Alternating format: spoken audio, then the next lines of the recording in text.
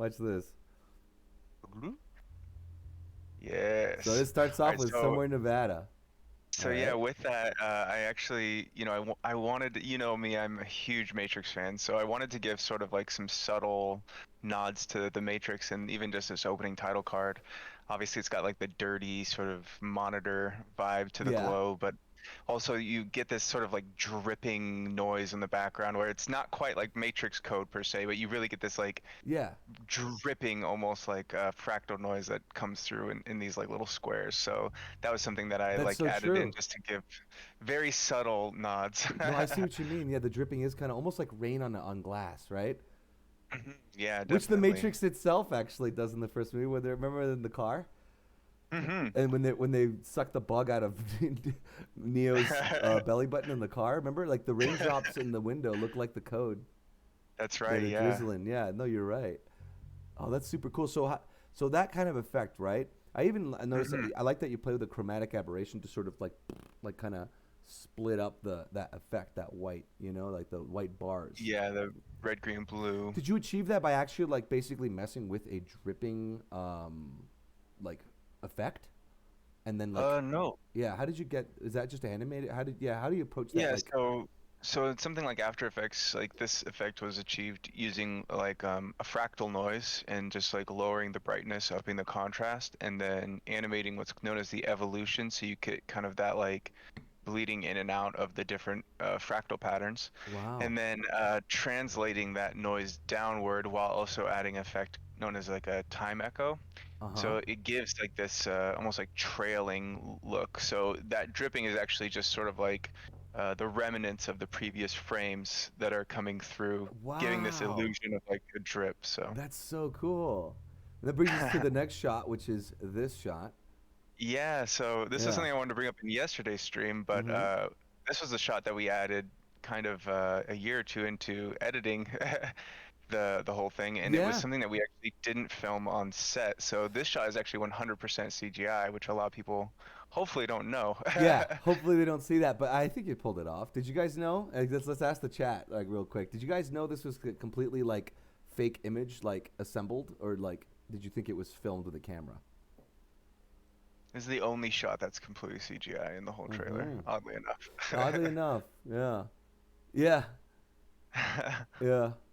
And this was achieved by you taking a picture of the prop. Like, did you assemble this like in pieces? Yeah, so I took the dartboard itself. I took a photo of, and the texture is based on the photo, and then from that photo, I even made like what's known as in CGI a displacement map. That's where I go through and manually I kind of denoted what is raised higher, what's pushed in Oh, lower. to get a little You bit of know, a depth. yeah, and All the way right. that these like I rendered this in Blender and it has displacement maps. So what it is it's actually building geometry based on those luminance values. That's so So like cool. if you look at the rim of the dartboard, Uh, the like mirrored, yeah, there's actually shadows being cast like oh onto the yeah, I see that. Holy crap. yeah, and right above the wanted, the word wanted, you'll see the shadows on the black and white like sections there. Yeah, dude. So yeah, and then the wanted poster was its own element, and I just used like a cloth simulation to make that all wrinkly. And then Mm-hmm. the darts I actually just modeled by hand and real quick and dirty, Wait, those using are very 3D basic. model darts? Yeah. What the? I didn't know that. I didn't know that. Okay, I didn't know that because we had darts. Remember? Yeah, For yeah. the set on the set on No, the I next shot, you'll see that there is this dartboard in the set, right? But like, I didn't know you recreated the darts for this shot. That's so cool. yeah, and JK then it really just bastard. bringing in that the lens flare and the smoke with the background. Right. There's enough elements, and then the color of the door. There's enough elements that just bring your eye back into this wide shot in a way that you don't even really think twice. Hopefully, I will say Mm-hmm. though that the wanted poster on the door itself. Mm-hmm. I remember for some reason we decided to go gray with the paper, and on this one I wanted it to read really easily, so I made it white, and I figured we could just chalk it up to, oh, it's kind of like in the shadow Oh, on the right. wide. Yeah, I remember that. You're right. You're right. You're right. Yeah, it does. It's even though it's like not the same color. It's like it's not like it's distracting. You know. Right, Like yeah, exactly. exactly. That happens a lot in movies where it's like you'll light a close up of something a little bit different than like it would be on a white anyway, because you're just trying to like draw the attention it needs for that moment, and then it's no longer important. So from a cinematography standpoint, it's like that's like visual language, visual logic. That's cool. Right, Hmm. exactly. Now we get to the next shot, which is a big one. On it's like I think the longest shot in the whole trailer, right? Yeah, I think so. I think you're Yeah, right. yeah. And we also had we even had like I know you added. I want you to talk about this. I know you added effects to it, but we also did have a little smoke machine running some smoke in there, so that whenever Hank would run through, there would be a little bit of an interaction there that you wouldn't have to like hand tweak. But Right. Yeah, boom. So exactly. obviously that first explosion is digital, the one that Uh, rushes towards the camera, right? Exactly. Okay. Yeah, and then and even some of that smoke here that you're seeing in the doorway, it fades out there right before you come in, and that was just to really give that hallway like a reason to be smoking right there. Hmm. See it fade, Yeah, yeah. That little smoke, that little push, plume smoke. Yeah. Boom. you come in. And then I think there was just a brief moment that I retimed your animation there, your performance. Yes, Uh, yes, yeah. we just kept you ducking down, I think, for just a A second second longer. longer, Yeah. just to really have it hit, Yeah. zoom, Boom. Boom. and you And then he hop gets back up. into Yeah. it. You kind of did a little bit of like 300 they do that a lot. In 300, remember when they like Right, when yeah, they're the slashing time through ramping. the Persian army and it's like the fast slow, slow fast, fast slow. Yeah. That's the Right, timing mapping. exactly. Yeah. So people know it's like kind of what's an obvious use of that. It's like in Yeah, and 300 this so was the. Oh, go ahead. yeah, no, just so we can enhance that little dodge, like hold on that movement and just tweak the timing of that, like to for that punch, you know? Yeah, almost that anime logic. Zoom, zoom, you know. But Yeah, let's this watch it was one more actually the time. first thing that you and I kind of really rehearsed, Yeah, trying to find Hank's uh, kind of sense of movement and stuff like that. And I don't know, ooh, like, did you want to bring up any of that, like, yeah. rehearsal footage? Oh, yeah, I could actually bring that up too. But in the meantime, let me know. Like you keep talking about like maybe other elements because like this is No, yeah. So it just one thing I would definitely would like you to lean into. See the gun rack on the left. Like tell them about that stuff. yeah, so the room that we filmed this in, the walls, everything was all white and very plain. I think we have, if you've seen the behind the scenes footage, you get a glimpse of just really how normal looking this room was. It was actually this weird empty room that led into my apartment building's laundry room. Yeah. And we got permission just to set up overnight in this Mm-hmm. one little room. Mm-hmm. And really, yeah, like, but the all the walls, the way that they're that dark concrete, all of that is all digitally manipulated. Because And then originally the yeah, walls we are add, white. yeah, and then we added in that gun rack you see on the left, and all the shots that have the gun racks in them, they're all CG elements that have been composited in, and we're looking at the screen there on the left. Even all of those monitors were just showing green, Yeah. so that I was able to There composite was in. thankfully a outlet right there, and we plugged the monitors into it, and then we just you just set up like a green screen like on this for this monitors to project, you know, Right, exactly. and that way he could like make the intruder alert animated screen on his own, and he animated that. Yeah, and we even added in that. I mean, we even like gave a post effect for the blur, so like that depth of field blur on the intruder alert, on the left side of the screen there. That was all Yes. like added in post Oh, production tell just him to what. really push. One thing that I really liked was one of the biggest struggles you had, and this is a good shot to talk about. You could also like mention it again is when we shot the footage, you were feeling like it was looking a little claustrophobic in the with the kind of lenses and stuff we had at the time. And one of the things you Right. discovered as you were kind of figuring out which direction do I push this look is you had to like artificially extend the spaces, right? Like the and you Yeah, kind of more get or a little less. bit of that effect, right? Like you have to like basically like it's a what did you call it? It was like a reversed fisheye push, you know? Yeah, so Or the yeah. camera that we filmed it on, it had what's known as like a crop sensor, and a lot of people don't know this, but cameras have different, sensor sizes and how they like capture an image. Hmm. And if you imagine it like I don't know, like back in the day, and like DVDs, you could get the full screen DVD or you could get the widescreen DVD, and it was like the full screen, they would actually crop the image in to fit your TV screen, Yeah, that's when and a then the lot of those would widescreen, say this picture has been adjusted to fit your screen in the beginning of every yeah, movie. Yeah, but they had like the digital pan exactly. and scan and stuff, right? Yeah, the pan and scan, exactly. Yeah, yeah, But that would ultimately lead to you losing a lot of the picture. Well, so with the camera that we used to film this, it was a 4K camera, but the thing that we didn't realize was also it was a crop sensor. So it took all of our really nice wide angle lenses and it cropped in to get because it was a smaller sensor, it cropped in, so it made all of our lenses that were really wide and cinematic feel very what you what you know as like a long lens or like sort of like a zoomed in yeah. lens, and that is what like a lot of TV is shot on. So when a lot of people look at the difference between like TV and movies, the biggest difference is that it's a movies tend to have much wider angle lenses because on TVs, if you're just looking in a zoomed in area, you only have to sort of dress a very small part of the background. But on a wide lens, you have to get the whole environment to really look good. Oh yeah, this is great. This is like a perfect example of this Look is at what the this is shot what it looked originally like looked like. before. This is a before, by the way, guys. Here, let's Yeah, put that right so here. if you look there, you can see how much of the center of the frame is the doorway there, and we shot everything to be in 16:9, but in order to make these feel like a lot more dynamic, we switched to a wider screen format, and then I was able to, yeah, digitally distort the frame. And if you look at the final frame of the film, like you'll see that the doorway is much smaller in frame, so that we're pushing that like kind of further into the distance and Mm-hmm. making the space feel a lot bigger. And when you move to camera, it feels like you're moving a much deeper amount of distance. Yeah, and here you can see that on one moment. I love that Uh, you brought up the raw footage because this really shows the difference.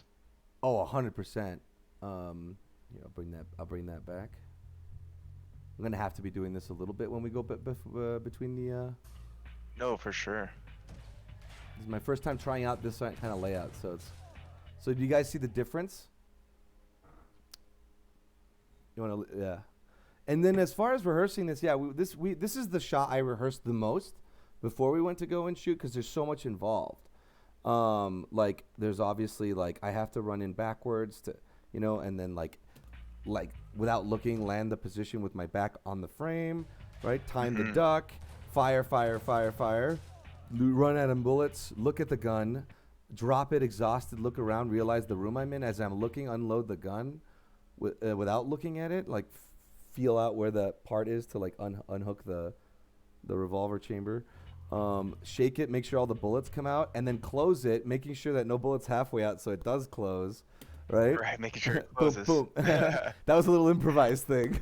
That was me thinking like, did it fucking go in? And then, yeah, walking off frame. So and Yeah, so that was like a lot for me to rehearse, but I figured like it was a good if I got all that right, the rest would kind of not be so. Yeah, it was like the first shot, but I was glad that we got it out of the way when we did it. oh yeah, it was great, and we talked a lot about, and whenever we work together, Hans, you and I always talk about sort of the silhouette of the character within the frame, Yes. and we really thought that the first time we see Hank, it needs to be a full body shot. I mean, it's Mhm. it's the most mad. I think I would actually argue that this shot is probably the most madness feeling shot Because it's in wide the and in he's the small in short. the frame, right? Like how in the Hmm. cartoons he's like small in the frame. Yeah, yeah, yeah. Right, Hundred exactly, and you get a percent. sense of the environment, and you're moving across the screen. It's and but even just in that doorway, we talk about framing in terms of like this.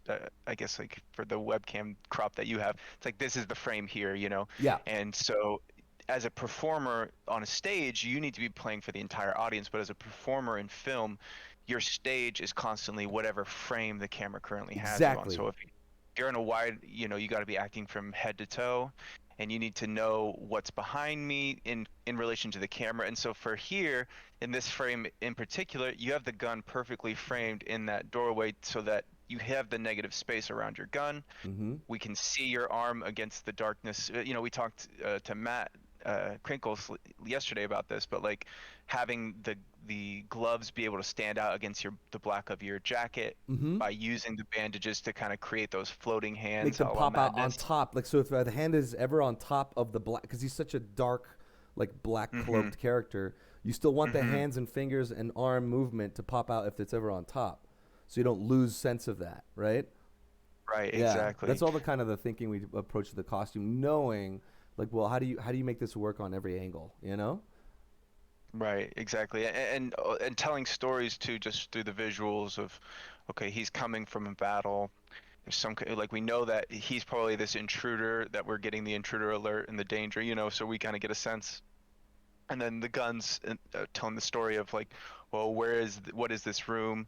And even just the dartboard. I mean, it's like there's a lot of visual storytelling just going on in these first few seconds. Oh yeah. Uh, and then I love that we get the reveal of like this is Hank kind of when you turn to camera and we I was see those gonna big say, beautiful eyes. I was gonna say I didn't kind of like I think it was like a subconscious thing that kind of happened, but it was something about like after releasing the trailer, and looking at this again, I was like, it's kind of cool that like when like here you see like shadowy figure, you don't see his eyes yet, and then like this as the reveal of like Hank's eyes, is kind of Yeah, cool that man. you the first time you see him, he's like leaning on the door, like all worn out, getting up. But like, I actually like that it's there's almost like a build up to that eye reveal, like not Right, it's just like not just the build up of you hear the gunfight, but then just his eye turn, like that works really well as like revealing, okay, this is Hank, in real life, and right, especially with how exactly. you went with the animated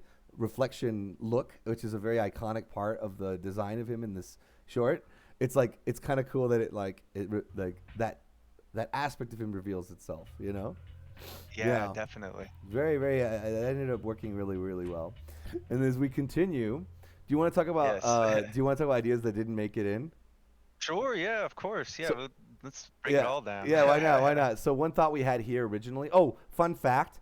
I thought this was another cool way to bridge the reality of this with the cartoon of the game was Mhm. that footage on that monitor right here. That's actual like screenshot from like the game. Like I asked Swain, can you get me like a reference of like some part of the game that we can, so that way it's like whatever's in the security camera and showing you the other room is actually like a room in the game, which I thought would be kind of cool. It sort of further bridges the gap between cartoon and reality. But Yeah. originally, when Hank walks by and dumps the gun, we're gonna slightly hold on this shot a little longer. And on this screen, on the intruder alert screen, what was gonna happen, Chase? We were actually gonna have sort of this little blink and you'll miss it cameo from Tricky. Like we are gonna have that intruder alert just kind of error out into static and then have Tricky kind of push through the static against the monitor screen and then fade back Yeah, as almost. watching Hank Yeah, as if as you he's just watching watched Hank Hank walk walk by, like kind of like by. this, like yeah. Yeah, yeah. I mean, that was a cool idea. Um, this is interesting. This is a real dummy, like a little mannequin that I got, and I just punched a bunch of holes and stuck some knives in it, and made it painted like Hank. And that was standing on these like boxes and all, but this was just on a white background. I could also show you the. Let's see. I have to look. There's a lot of like footage in there. Here we go. So if you go, look at the difference here. Sorry about this. It's because this is a 4K camera footage. So every time I Right. look at something is odd about the footage going on here, where for some reason I think it's because 4K. It just like lags a lot when I press play. Do you know what I Yeah, mean? that is what's going on. Yeah. So maybe I can't show you those, but anyway, this whole wall again, like because it was just shot in a blank wall. Chase made all these bullet holes and stuff, which and the low light shadow coming up from under it. All that's artificial. There's no like we only have a low light to light the dummy itself, but the shadow behind it and all that, you actually put all that after. And I remember like when that's one of the shots that came in. I was like, holy shit! Like that really does look like this thing was like rah, like really messed up. Otherwise, it's just like a dummy standing, just kind of standing there, like on an empty wall. But it like adds to the kind of like this like nightmare scape that we kind of created No, yeah, here. this and like this was also just like that visual storytelling again where I love that we have the mannequin Hank facing it, and then you, as real Hank, replaces his, Yeah, stands in position front of in it. frame. Yeah, that's so true. So it's like you get the idea that, oh, this is the guy that they're all looking for, Yeah, and it he's just connects it. kind Like of if you saw the wanted poster, and this finally completes the thought, right? Like if right, you if it was exactly. knocking around in your head, this completes the thought. Like they don't like this guy. Right, and I But love this gag too, and this was another thing that we changed. Originally, in the edit, we were gonna have that light coming from below. For the longest time, we actually didn't have the footage of the actual hot dog box in the fridge. And did you want to talk about like where we filmed that? oh sure. A little bit of trivia. Yeah, a little bit of trivia is We needed a mini fridge. yeah. So that's actually I ended up using this for the credits, right? Right. This is the hot dog box shot. So all this is me pretending. All this is me as Hank pretending when I open the door. This is me pretending to open a fridge, and I think it was either Carlos or Jose, or because Jose was also there as production assistant. But we had a box light, and we just kind of uncovered it, right? And so to have that like light swipe as the fridge opens, right? So that's just like fake. That's an illusion. It's not really like me opening a fridge or anything. But this fridge, it's funny because we were editing the whole commercial, and originally I just drew in a storyboard frame of this because we originally were gonna cut to this because we couldn't find a mini fridge, and then finally I asked Zach Hadel, Psychic Pebbles, who was my neighbor at the time. We lived like in the same like area. He just asked, I was like, do you mind if we just like take one shot out of your fridge? He's like, sure. So he cleaned out his fridge, and we put the little box in there. I think I think we kept the ranch or something. Well, yeah, there's a little ranch in there. There's a little ranch dressing in the corner, which is kind of funny now because there's like a meme based on Deimos where it's like Deimos inside of a car banging on the window screaming at Sanford like, Sanford, the ranch, not the buffalo. And Sanford's like ordering, getting sauce. Sanford, the ranch, not the buffalo. So if you see, I see behind my name and Carlos's name in the credits, there's a ranch sauce there. So there's some more meme bait for you. Yeah. And so then what we end up revealing is it's a fridge and he gets the hot dog. I want to say something that turned out really funny in this take is I love how when I throw the box, it like lands perfectly behind me and almost disappears like a cartoon. Like, when cartoons. Yeah, it really does. Yeah, where it was an accident. Yeah, like, oh, well, it doesn't exist anymore. Like, it's like yeah. So a lot of people have a lot of problem with this where it's like, how did he bite the hot dog without pulling his mask down? It's like, from under, dude? Duh. Like, just so... Yeah, we actually had you in a few takes, like, pulling the mask down as you were sitting down, if you remember that. Yeah, exactly. We were just going to have you, like, pull that last, Finish that last, like, remember, like, what I always thought was, like, he would eat it like the way Rorschach eats beans in Watchmen. Yeah, like, with the mask, like, yeah, just digging him up. That's when he breaks into... If you guys seen the movie Watchmen, there's a character Rorschach with the shifty eye mask. And in the movie, he like pulls the mask up over his nose like this, right? And he's like eating beans out of it like that. So yeah, I just figured like what's so complicated about it? It's like the idea is like he took a bite and he's just like, like and put the mask down. But whatever. We'll say for the sake of logic that he had his metal jaw here. There you go. Who couldn't chomp through a hot dog with a metal jaw, right?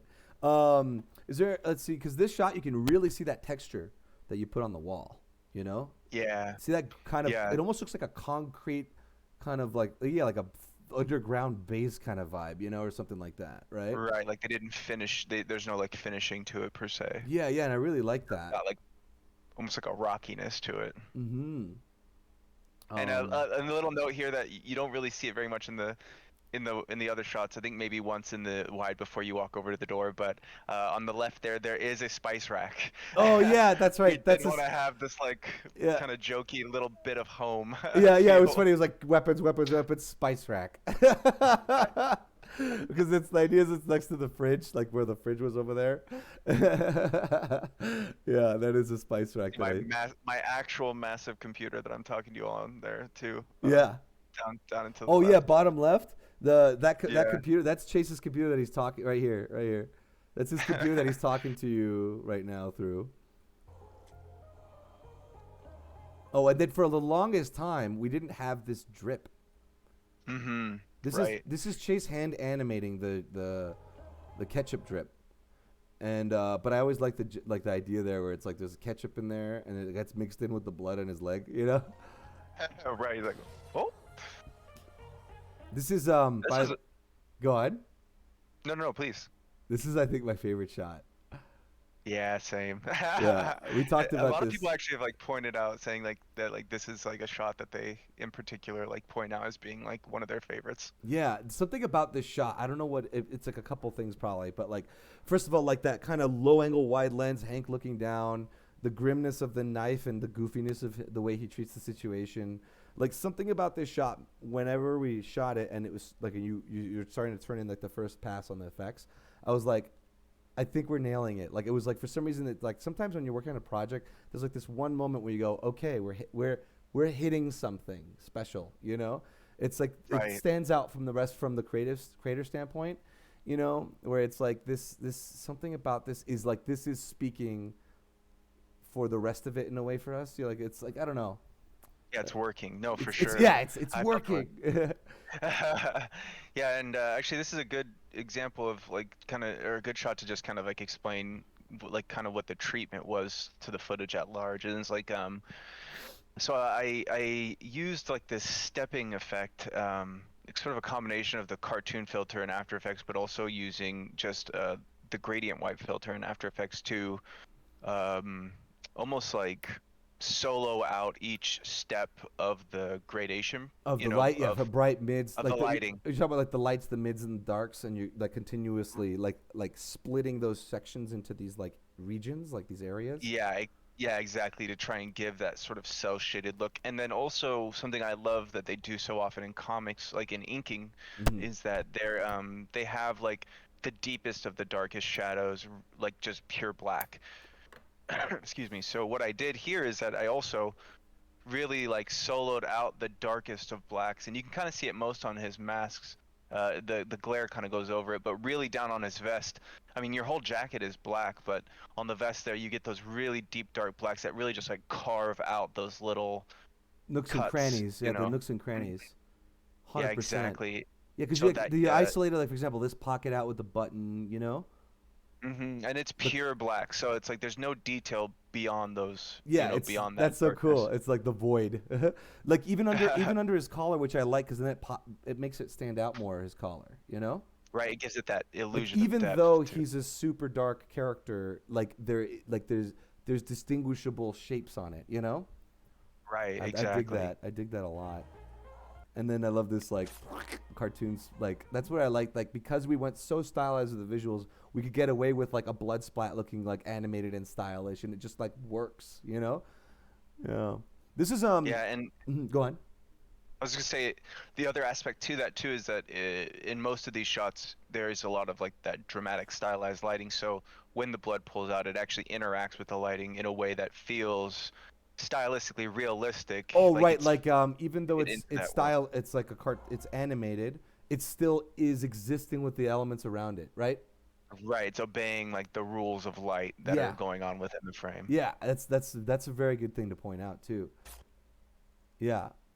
No, that's very true. Oh, sorry. It'll do that sometimes. The player, it'll glitch out. Oh, this is a little small fun fact. This shot, we were like, we were doing like 30 takes, or like not. I'm exaggerating. We were doing a lot of takes, and it was just hard because the knife is so sharp, and to get that sharp blade sliding into the pocket, it just kept getting stuck.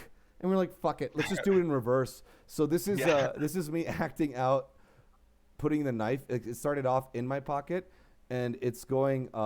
It's I acted it out backwards, and then we just reversed this so that it hmm slides in.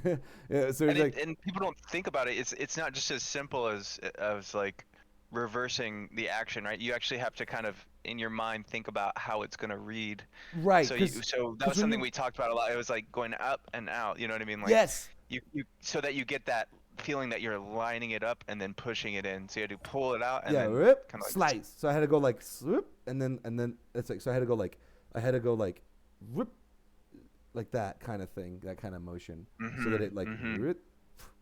Yeah, because if it's not just let's just shoot in reverse 'cause it's easier. It's just like let's shoot in reverse because we can actually like not worry about it going all the way in. But then you have to think about it. Yeah, the motion you have to really like invert the steps in your head. You know. Right. The inverted logic. This is one of the funniest gags in the whole thing.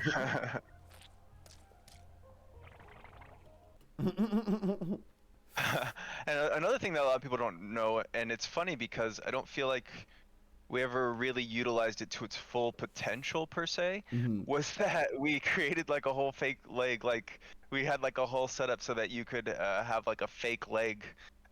Yeah, no, this is in a this fake. Like, I sequence. think I know what you mean. Where it's like sometimes you set something up, and then in editing, it's like because of pacing and timing, you like don't draw attention to it. You know, but Right, like I right. think it helped this shot because this is fake. I think, right?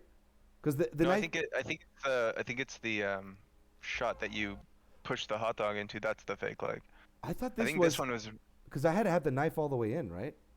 And then I had a Well, no, remember it was all the angle. We had Carlos pressing the knife into your inner right, thigh right. That's right. because Thank you it for worked reminding with me. this angle. No, you're right. Yeah. You're right. Because then the reason why we did the fake leg is because we had done a take of this angle. We had done a take of this angle of the knife getting pulled out. Remember? Yeah, that's right. That's right. And we couldn't actually get your finger in the hole because this is actually this is like a 2-liter soda bottle that is Hmm. that has the slit in it so that it actually fills the pant leg with something solid, Hmm. but it also allowed us to split a little hole so that you could actually jam your finger Put my and the finger all the napkin way in. in. Yeah. Mhm. But that actually, I think it was in the end useful. And what it's not obvious, but what it's showcasing is the paper actually went in. You know. Right, right, exactly. Otherwise, it would just be a clump of paper just softly laying on top. No, yeah, You know. absolutely. So by like And that, your fingers actually like I'm going into actually that like that wouldn't fitting. have come out like where it's like pinched in. You know. It wouldn't have. It wouldn't have pinched in like that if we didn't do the Right, fake it wouldn't leg. have had that It would have just kind of like been flowering. lightly laying on my leg, you know. Mm-hmm. And So it's funny because poo you can poo to actually you, see. Chase. It was useful. No, just kidding.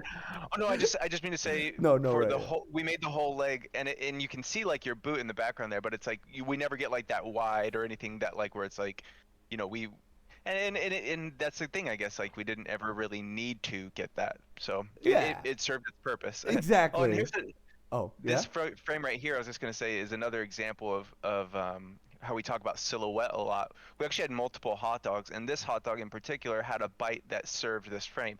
You can see it's got that like perfect like cartoon bite out of it, Yeah, yeah. uh, That was just to make that it. was your teeth that did that. Oh, I don't. Oh Like, yeah, because you're well, I you're all think you were bandaged like up. no, like more like that. And then you, Oh yeah, that's right. you just went for it. You were just like, it's not really reading like there's a bite in it, and you're like, hum. And,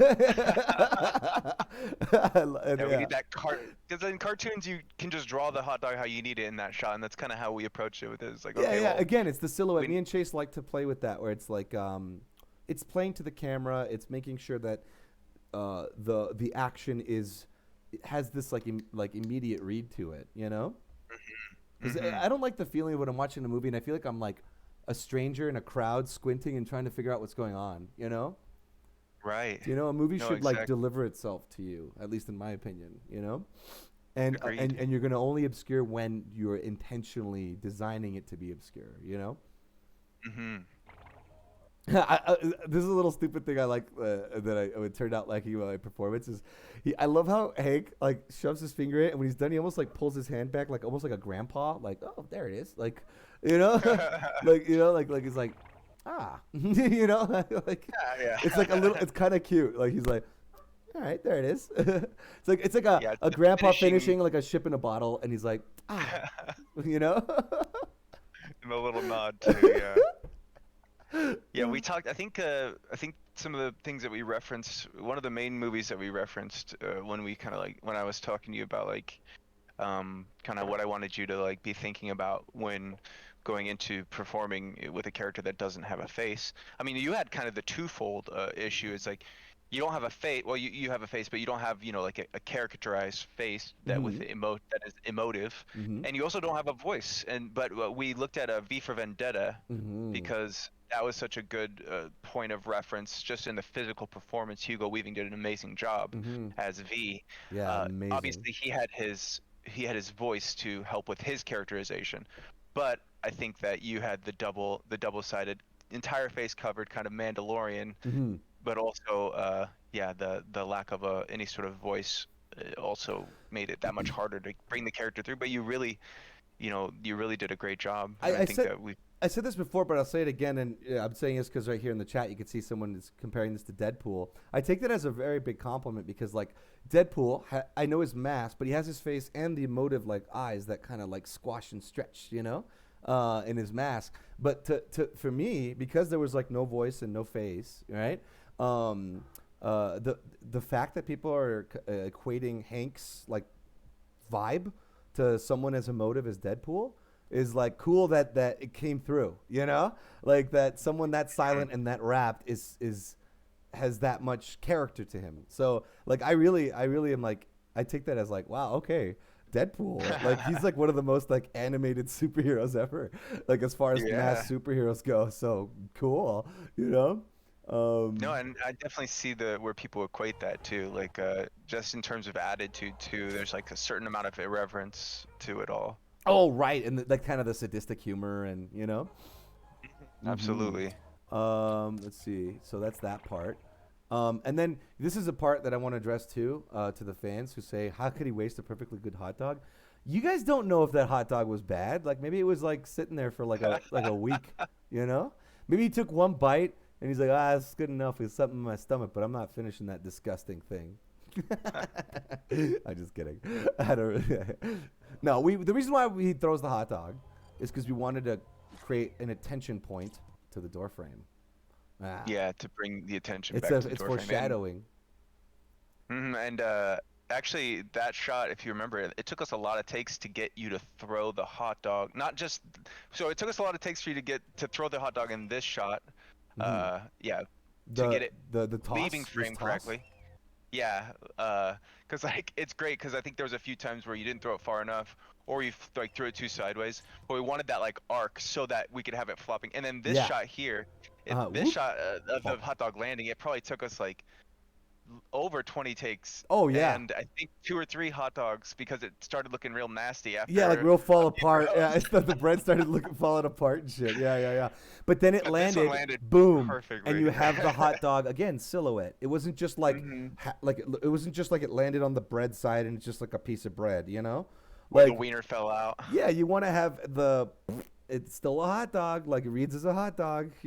Right. Yeah, You see yeah. the bun, you see the dog, and But and then we added the that's another ketchup reason in. it's like I know we even did this a little bit in Mutton Chops when at the last scene when they're running to the ocean or the water, you know, and they're Hmm. throwing off their clothes. We had like so many shots of like the goggles being flung in the air, the clothing landing on the floor, like all the different right.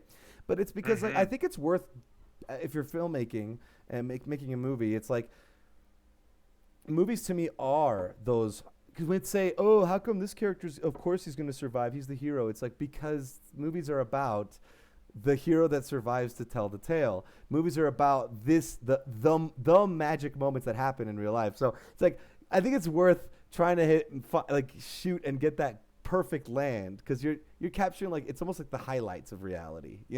It's like a highlighted reality. So for me, the hot dog has to land in a hot dog position because it's like you're trying to highlight reality. Like do you know what I mean? I don't know. I think it's part of Hmm. making movies. Like you want to get that good shot of the hot dog lands perfect. Like it's to me that's Absolutely. filmmaking. It's like hunting. You got to like look for that right moment. Yeah, well, I mean, people think that, for instance, like directing, like that you can only like direct the actors or direct the frame, but it really is like you want to be directing even like the performance of a hot dog, Yes. because it's all a performance in the end, and the like the film or the piece of media itself is a performance Yeah. in all of its aspects. So. Exactly. Yeah. Even a coin flip. When the coin lands, ding Hmm. ding ding ding ding, ding, ding, yeah. It's like what kind of drop of the coin is dramatically suiting the moment? Do you need it to like like when the Actually, a coin good. starts kind of settling, right? Or do you want just like Mhm. a tick tick, like it, Well, anyone who's watched the Lord of the Rings special features knows that there's a shot in the Fellowship of the Ring where Bilbo drops the ring when he's leaving, Right. and the ring that they filmed, they kept filming it. It kept hitting the ground and bouncing and Bouncing all spinning. over it. Yeah, instead it goes like Yeah, super and so heavy. they actually made it was like a large, heavy ring that was like this size. Yeah. I don't know if you can, yeah. It was, Yeah. and they dropped it on the ground, and Yeah. just the way they filmed it, with the out of focus lens and everything, because it was a perfect scale, it just thunk, Yeah. right into the ground. But it was cool that what I also liked about that shot is because later in the stories, right, Frodo is carrying the ring on his neck and it's getting heavier and it's like Mhm. scarring his neck, you know? Yeah, So and it like he's makes got it the feel like this chain. tiny ring that's dense, you know? So it's Mhm. also very dramatic because yeah, if you were just a realistic director, you just point the camera and just it would bounce wherever. It's like no. You got to like again highlight the moments, enhance so that it's suitable for the story and the moment, I love that. Yeah, Right. they made like a big ring to get that effect of like the kaboom. Yeah, I love that scene. That's a very good reference. So yeah, and someone mentioned here the hot dog was a paid actor. Yeah, he was union actor. He's the only union Yeah, yeah. actor. That's already bit its head off, right? That was a stunt double. Oh, right, stunt dog. Right. And then we got some reloading. These Yes. are all. Oh, that was like. This is for fun fact. Is I hope that reads like it looks like I slide this clip in because in this gun, this clip doesn't actually come off. That's me acting and Right. sliding my hand over the clip so that it looks like Yeah. and then with the sound effect, it looks like I'm clicking it in. But that's just built into the fake BB gun. Hmm. So Yeah, and that. that's the kind of thing, like when you're making a film or something, you have to kind of like you want to look for those opportunities to fake it, and this is a perfect example of performance mixed with sound effect equals, something we couldn't have done without both. Mhm. Oh, one quick question that someone asked is that ketchup string? No, that's hand animated. This ketchup is hand animated by Chase Langley himself. That is not string. That is Chase Langley's blood, sweat, and tears, my friend. Yeah, even the ketchup Yeah. on the hot dog, that little swirly zigzag is like. So did you that one is that like did you just like frame by frame warp that or is that like what did you do anything that, fancy? yeah, that one's like keyed. That one's just keyed on. So Okay. like I see. You match the motion of the little settle, right? yeah, That little the little that rock. little brip. Yeah. Yeah, that makes sense. But yeah, so that's just me sliding my hand over the see? That was I already in love there. that. But it's little tricks like that. You kind of like, what if we just did that? I'll read. Hmm. All right, and here we have the Henchman, played by Carlos Alfredo Jr. So that blood is actually green in real life. Right, yeah. And in fact, all the blood in your leg as well, Blood is we green. made we did it in a very bright chroma green, Mm-hmm. and that's so that in post-production we could have it flatten out and pop out, because the Mm-hmm. blood was always meant to be this very bold, in-your-face blood that was meant to be, again, like kind of feed into that look of cell shade or that flat cartoon shading. So, Mm-hmm. and you can kind of see it here. I haven't brought it up yet, but somewhere throughout the process too, I added in these like crosshatch lines. You can kind of see And that here, especially on you this can wall kind here. Maybe it's not as HD. Let me here for a moment. Let me expand. Um, and move. enhance. Let's see. How do I? Maybe if I. Yeah, and on his mask and on the shoulder there, you can see like, obviously inspired by things like this Enter the Spider-Verse and whatnot. And we were trying to push that cartoon look and like, what can we do Mm-hmm. to add some texture to the shading of it all? Mm-hmm. And so got this sort of like Cross hatching. every I think cross that's cross cross that. hatching is the style of shading. It's like a lot. One I cite is if you guys ever read the series of Unfortunate Events books, the artist of those books does that cross hatching style to shade and all the illustrations, and it's basically just diagonal, different alternating direction like lines, and if you watch it in the 4K version on YouTube, you can look out for that. And that's kind of almost it's almost like what would have been the film grain, but done in cross hatching, right? Because it's kind of so Mm, it's sort of it's just happening organically, it's right? like a sizzle. It Yeah, sizzles the footage. yeah, yeah. Now, when you do that kind of cross-hatching stuff, is one of the reasons too, because it's, do you treat it as like a blending thing? Like, if you were to remove it, do you think it would look too stale? And what do you think it adding the cross-hatching did, like for you visually? You know, on top Yeah, of the so cartoon stuff. yeah, I would definitely say that kind of whenever we were looking at the treatment as I had it before the cross hatching, it was all feeling a little bit too milky and like smooth Uh huh. to the point that it wasn't giving that sort of roughness The that you'd grit. want out of, yeah, the grit. And Gotcha. instead of using like a texture, like a real world texture to kind of overlay and just give like that extra, grit. Mm-hmm. I experimented with this, and there's like a different level of cross hatching as it fades from darks to lights. So you have that again, like you can see it here. There's those very dark core blacks Mm-hmm. Like you could see that right values, and then here and here, mhm, there. right, exactly. And then as you come out of that, you get levels of less and less intense cross hatching all the way up until think about the mid-tone grays is where I like have the cross hatching That's end. awesome. And I had a quick question. Is hold on. It was oh, I had a question about the lens flare here, like the lens flare, the square. Hmm. So, Yeah. like, obviously people know what a lens flare is, but there's also different kinds of lens flare, and that's because of the lens that you're using. Like, Right. hypothetically, what kind of, like, what would result naturally? Because obviously this is an effect you added artificially, but like, what Hmm. is the, do you know where this specific lens flare comes from or what kind it is? Because, like, you have like the J.J. Abrams one, which is like that long strip that sometimes splits the whole frame all the way through. Right. But this is more So like a boxy one. What is it? What would result in something like that? Well, it's a combination of the shape of the light that it's reflecting and Mm-hmm. the shape of the lens. So, Mm-hmm. something like this, it would basically come from depending on like,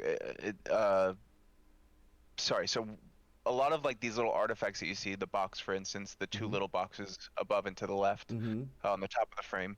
Mm-hmm. Uh, those little artifacts are typically the light itself entering the lens and then hitting the if you look into a lens, there's all these like different layers that the light has to pass through, the different layers of the glass and stuff like that, Mm-hmm. and the light enters and they're all like actually like reflecting off of each other, Like or the bouncing edge and kind of of. the exactly, or the edge of the lens itself is actually getting light hit into it, and it's these like this like hall of mirrors effect where you get reflection on reflection on reflection, and that's why if you actually look at lens flares in real life, a good example of this is if you ever see footage of these like LED strips, you'll actually see that a lot of the time it's almost like a flipped and rotated image of Right. the light itself. Oh, So you'll right. see like counteracting like points of light from the LED strip. That makes sense. Yeah, so like with this, it's a combination of the shape of the lens, like the way that the lens, like the barrel of the lens is set up, how many discs and how many layers of glass are used to focus, in conjunction with whatever the shape the light itself is that's Wow. illuminating, because you have like those, you have the point lights, you have the LED lights, you have uh, And then that's what's the cool is like because you understand how that works, you're not just slapping on an effect, you're like letting it behave how it kind of would be because you understand how it behaves in a way. to some Like you extent, to some yes. I like mean, there, obviously there's creative freedom. I'm not saying like right. you're a slave to the science and the mechanics of it. I'm just saying like having that backlog knowledge helps you also probably make the choice of like, ooh, it's starting to look too like like slapped on and it's not as well embedded, right? On top of the artistic Sure, choices. I see what you're Do you know what I saying. mean? Like I'm Yeah, sure like that it helps. Yeah, like this one in particular, I used throughout this flare in particular, I used throughout on all of the lights, Mhm. because it had a certain amount of industrial feeling to it. The fact that Yes. all of the little That's the artifacts artistic were choice. squared, the fact that they were all like squared and hard edged, I felt like worked better for this industrial space than Yeah, like rather the than like a more clean little natural or and also a clean little circles. slick one or circles from like a Mhm. from like I also feel like the circular ones they kind of almost read more like it's coming from sunlight or something like that. Sure, yeah, This well, yeah, this it's gives you like a definitely that more fluorescent natural. vibe, like you said Hmm. industrial. Like I think that was a good choice. Oh, thanks, man. Yeah. Yeah, you're like a good like director or something like. Oh, by the way, want to see something funny? But of course. No, I'll show you later. I'll save it for the Q&A at the end. Okay. Let's see. So, we got Carlos here. Oh shit. Oh, you sees the fucking you killed my friends.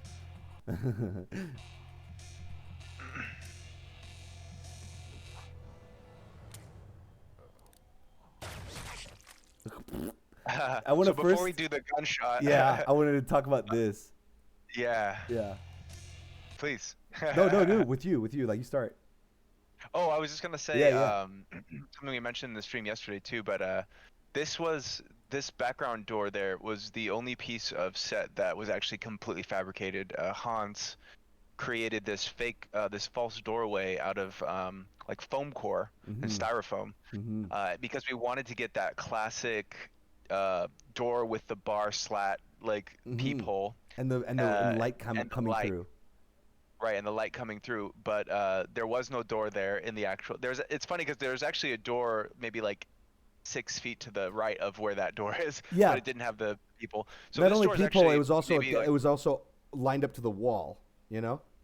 right, You know, right. like there was a Yeah, it's flat up wall next to against it, so you wouldn't be able to get that last shot of Hank standing there with the door in front of him. You know, right in the center. in the center. About to kick out. But yeah. So this door, this false door, is actually maybe 2.5 feet, 3 feet from the wall, Mm-hmm. and it has these two side panels that closed in. Yeah, these Uh, flaps basically. Imagine it's a door with two white flaps that open. Like for transportation, I folded them into each other. You know, we move and we open it up, so Science it's board. almost it's like a science fair board. You know, in science class when you do your science fair, you have like if you're looking at it from the top, it's like the science boards are like this, where you have like your presentation here and the little flaps that open like that. So it's basically that. We put it in the wall with a light behind it, right? And I needed it to enclose the flaps needed enclosed so that you wouldn't get light spilling on the sides of the door. You know, Exactly. so Yeah, you we could, couldn't it have would the light all coming focus the out. light out through that little peephole. But Yeah. it's great because like this reads just as a doorway there. Like you Yeah, don't it even works. think It twice works. about It it. works. And then God Oh, ray coming the bars in. and the people are pencils. I just That's stabbed them great. inside the foam and I painted them black. But the pencils painted black kind of look like rebarb, like the bar. Right. Yeah. No. So Exactly. it And kind of worked. that's the thing. Like filmmaking is always meant to be like a magic trick. Like with magic tricks, like you're never actually doing magic. You're just making it look like you are. So, Yeah. eh, and again, like you talk about like the framing of a stage, it's like you only need to worry about what's in Yeah, frame. You know, mise en scene. yes, yes. That's a you learned that in film school. It's a German phrase where like a German filmmaker was like basically he was having an argument on a set like a long time ago. And he was like, they were like, well, what about this? What about this in the movie? What about this? And he's like, mise en scene. It's like, is it in the frame? Then it doesn't matter. You know, it doesn't matter what's outside of the frame. What matters is what's in the frame.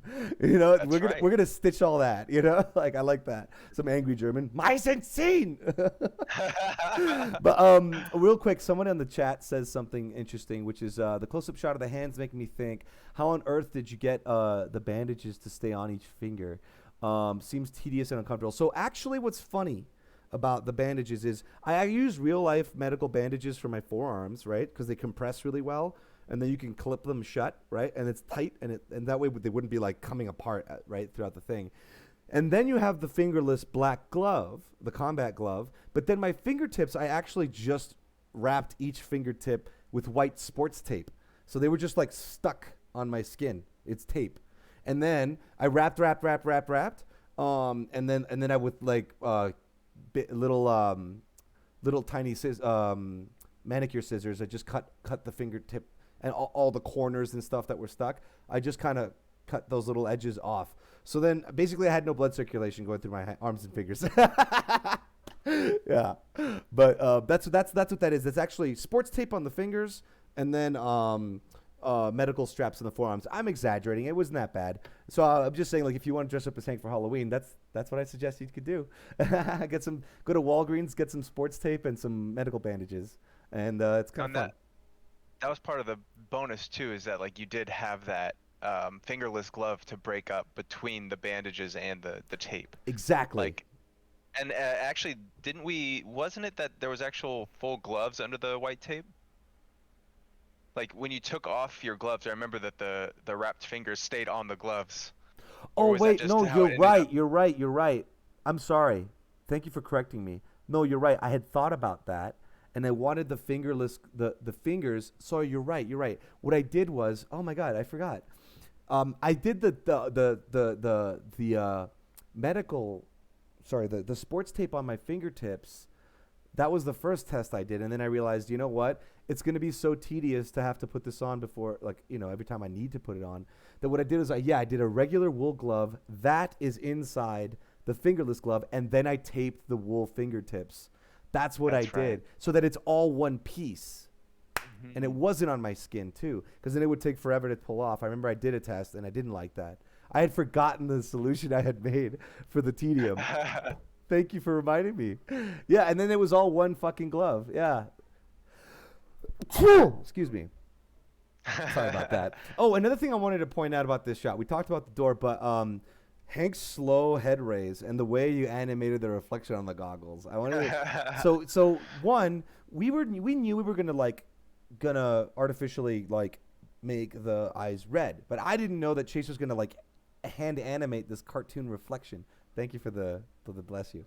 But I didn't know that Chase was gonna hand animate this cartoon reflection. But one of the things I saw that you did, Chase, which I like that you took it as another opportunity for creativity, where depending on what he was doing, you would like animate it a certain way. Where because this was like cartoon reflections off the goggles, we didn't have to obey the laws of realism. We could just obey the laws of like what works for the motion or expression or whatever.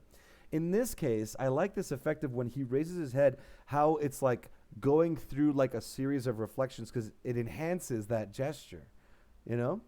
Right. Look at this. It's almost like loading effect. Yeah, describe it. What was that thing you said that you thought it gives it effect of like, because Hank is slowly realizing, wait a minute, is there someone right there, right? Right. So you see that like the thought process almost like loading over his. Yeah, like. Yeah, I love that, and so this kind of like slow raise with the reflections into the, well, boom, is like I think that's such a cool like it again like. This is the closest thing we'll get to Daredevil's eyes. I mean, not Daredevil, Deadpool's eyes, like kind of slightly squashing and stretching to enhance. It's like we're playing with the reflection, you know, of the goggles here. Like I thought that was a really cool move on your part. Oh, thanks, buddy.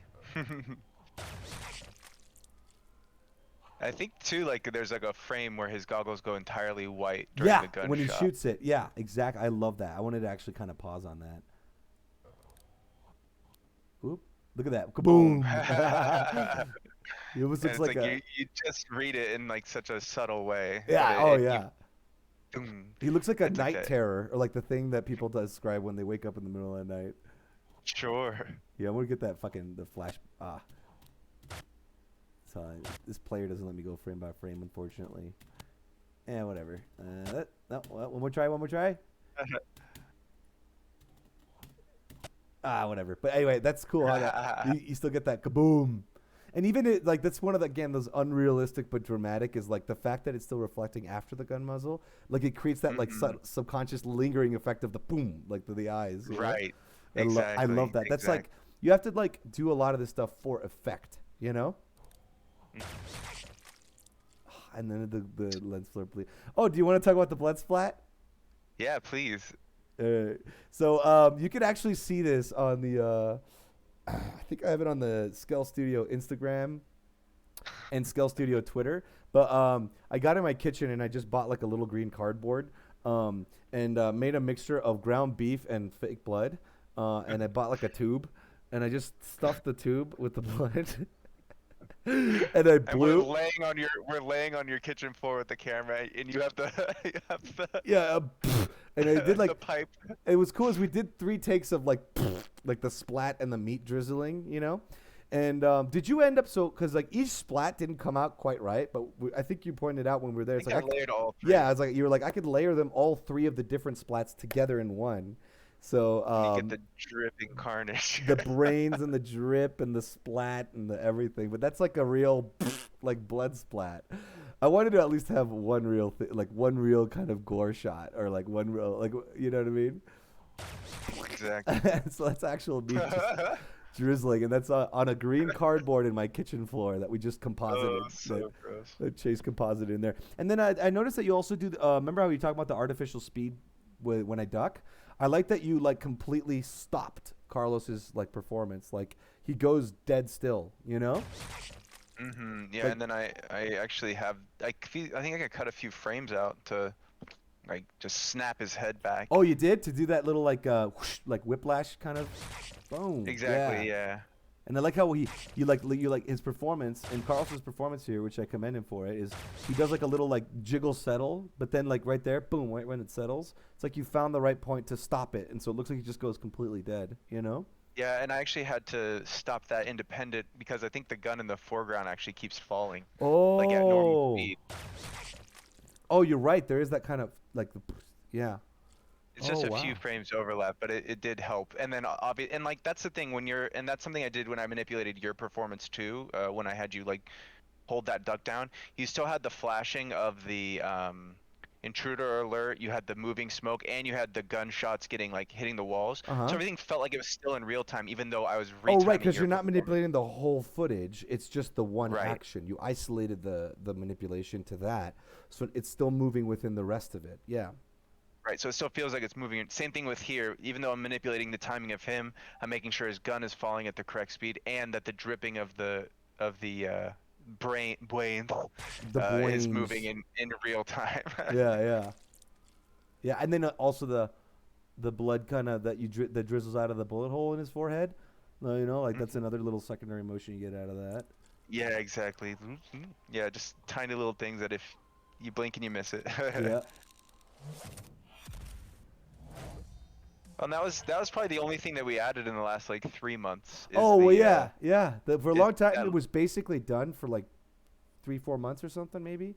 Mhm. But then uh, Johnny Utah, actually, Jeff Bandolin was like he apparently the Swain and Crinkles showed him right in person, and he was like, "Whoa, that's really cool." And the one note and suggestion he gave, which I thought was actually a good one, was to add sparks when this clip is slammed in, right? Yeah, that was a fun little. No, and I was like, oh yeah, that sounds It's a cool and little thing, dramatic. but it does give it like the ooh ooh, you know, like it builds up the excitement for the big finale, the big, bing. Yeah, I was really happy that you added that. And you added him so cool. And then that is like a perfect example too of cutting on motion and like kind of like driving into the next shot. So Right. as he's flipping the gun over to go put it back, we have that almost like wipe into this movement. So you really Yeah. get that. I was It's almost really like it's proud. two shots for one movement. Yeah, two shots but one movement, and it connects them in your brain. That's cutting on movement. In case people like what you just said, like it's it's like you can break spatial rules as long as the motion like arcs into the like it flows well, you know. And I'm really Hmm. happy with this shot because of the way that this gun ends up turning. Like, like you get the reflection, like the reflect. See how like the light starts to reflect on it when it starts to turn, like right there, like right Hmm. here. Like there's a lot of that was like a really dynamic motion actually. Like I just did like me acting, I just did the thing, but with the way you framed it and the way it kind of almost barrel rolls around the lens, does that make sense? Yeah, it gives it depth, Yeah, and it that's gives it like depth. something It's that. not just like you know, it's going like that. Like it's got a nice motion to it, and that curve almost does like a full like it does like a turn like this, and then it slices back into the next shot. You know, Yep. Yeah, the motion it's is almost like a is loop de continued. loop. Yeah, like whoosh, Hmm. which that loop de loop makes you feel like he just flipped it over his shoulder, even though he didn't. You know, Right. because And this obviously is another example where we kept just having you lift it up and down yeah, on because your this back is as you already turn. strapped in my back, right? And Hmm. because it has to be strapped, right? Um, but it's me just kind of going like, you know, or whatever. Like it's doing like the like I'm starting here and I just go like that, boom. But then because the first one starts like this one goes like that and completes the motion. Very very happy with I was when we first edited this because this was not a special effects shot necessarily. It was that was one of the first times where I felt when I edited this kind of like boom boom boom boom lock and load kind of thing. I was like, oh cool, it's flowing, yeah. And that was one of Right. the earliest experiences of this. Oh yeah, and then this I call this the Jackie Chan turn, the Jackie Chan cut, where because I learned this off of Jackie Chan movies, where in a Jackie Chan movie they made this choice where when they punch, especially because he punches so fast, like a lot of times editing trick they do is Jackie Chan, it's a wide shot and he like boom, like goes in for the punch and then it cuts to a close up and the punch is like repeated, right? It doesn't feel like it repeats at all because it's like you have to give your brain that split second to catch up again to complete the motion. And I kind of did that with like Hank's head starts to turn and reveal its goggles. And then you see his head turn again on the wide, but it kind of makes it so that the turn feels a little bit bigger, you know? Mm-hmm. Like, see? You get like the Right. goggle reveal twice, but it sort of makes Yeah, it that feel like overlap. it was a more big and dramatic turn, kind of like it makes him feels like a more big and dramatic punch with the Jackie Chan cut. So it's like, don't shy away when you're editing to like, oh, but I already saw the eyes when I cut to the next shot. If it's like look for those moments where it's like maybe it's better if we kind of double that motion because it might Mm-hmm. actually enhance the motion without drawing attention to the fact that it's doubling. It's just again you have to feel it when you're editing, but. Oh, this is a kind of a funny one. Me trying to spin the gun and aim it into the damn pocket, like the holster. Because I couldn't, because of the lenses, they kind of stick out in my eyes like this. I couldn't see under me. And I didn't want to look awkward, like, oh, like looking down. Like I wanted Hank to look cool, like blindly, like he knows where the fucking thing is, you know? So we had to Mm-hmm. do this like maybe 4 or 5 times, right? Right. I think. Oh yeah, there's a few times where it sputtered out of your. Yeah, yeah, yeah. That's Or the it other thing. didn't. Like you did have goggles on, and like they weren't covered completely, like, but you were still extremely obscured in your vision. Well, no, and then under the goggles, I had the bandages like this over my eyes. Remember? Like, Mm, remember the bandages on my face? They that's right. basically they gave me like a RoboCop like strip, you know, like that black strip RoboCop has on his helmet. It was kind of like that. That's right. I forgot Yeah, about that. yeah, yeah, Because there was all the bandaging around your eye that yeah. the goggles would then go Because over then I top. had to That's go right. over my nose and the forehead and stuff, so I had to just yeah. Right. Um, Exactly. and then I was pretty proud of this shot for this, like in my performance, where it's like to avoid it, because obviously we want to have those cool poses, like me and Chase always talk about with the silhouette and stuff, but as a performer, I didn't want it to be like I'm turning around to do a cool pose. Now I'm moving.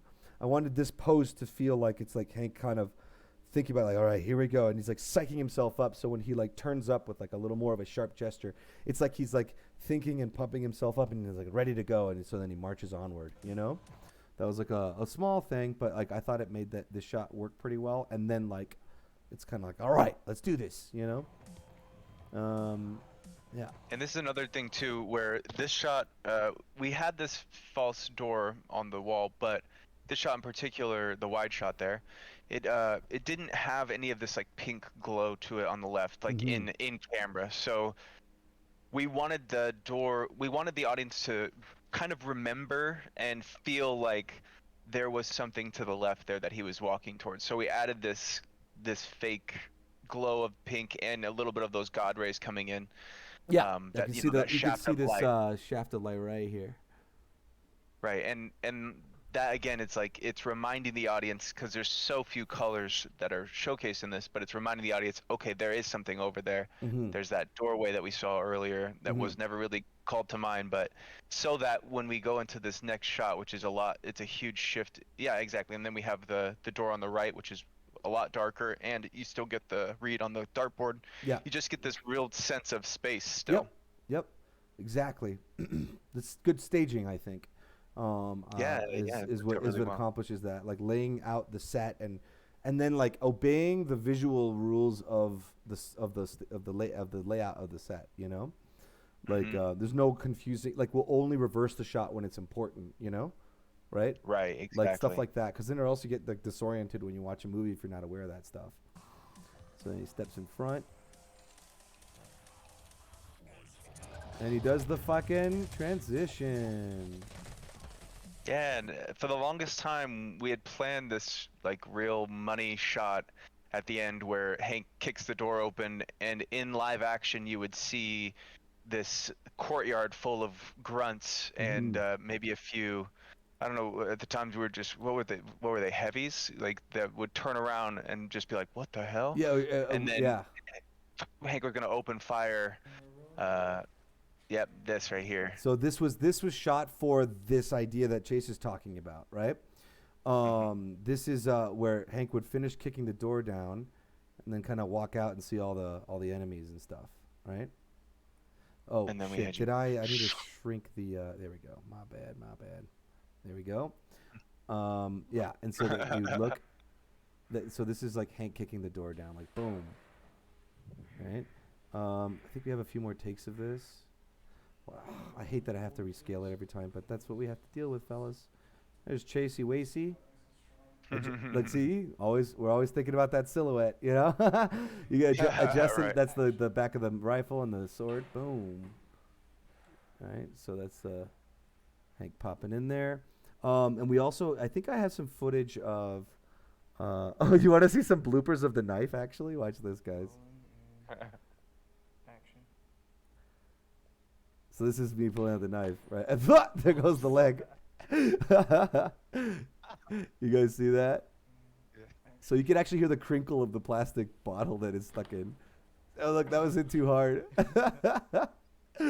Oh man. And then here's some examples of like we actually had shot Carlos as the henchman, cause like duplicated many angles of him for that money shot Chase is talking about, right? So when Ken kicks the door down, we were gonna have like a few like lines of them as if they're like being like scolded by a drill sergeant of sorts. And so we did like multiple shots of Carlos reacting to Hank kicking the door down like this. Boom. Here's another one from a slightly different angle. Did you want to describe why? Sure, yeah. So the way that perspective works is that as things move, away from the camera, you can see my hands here, the perfect example. Mm-hmm.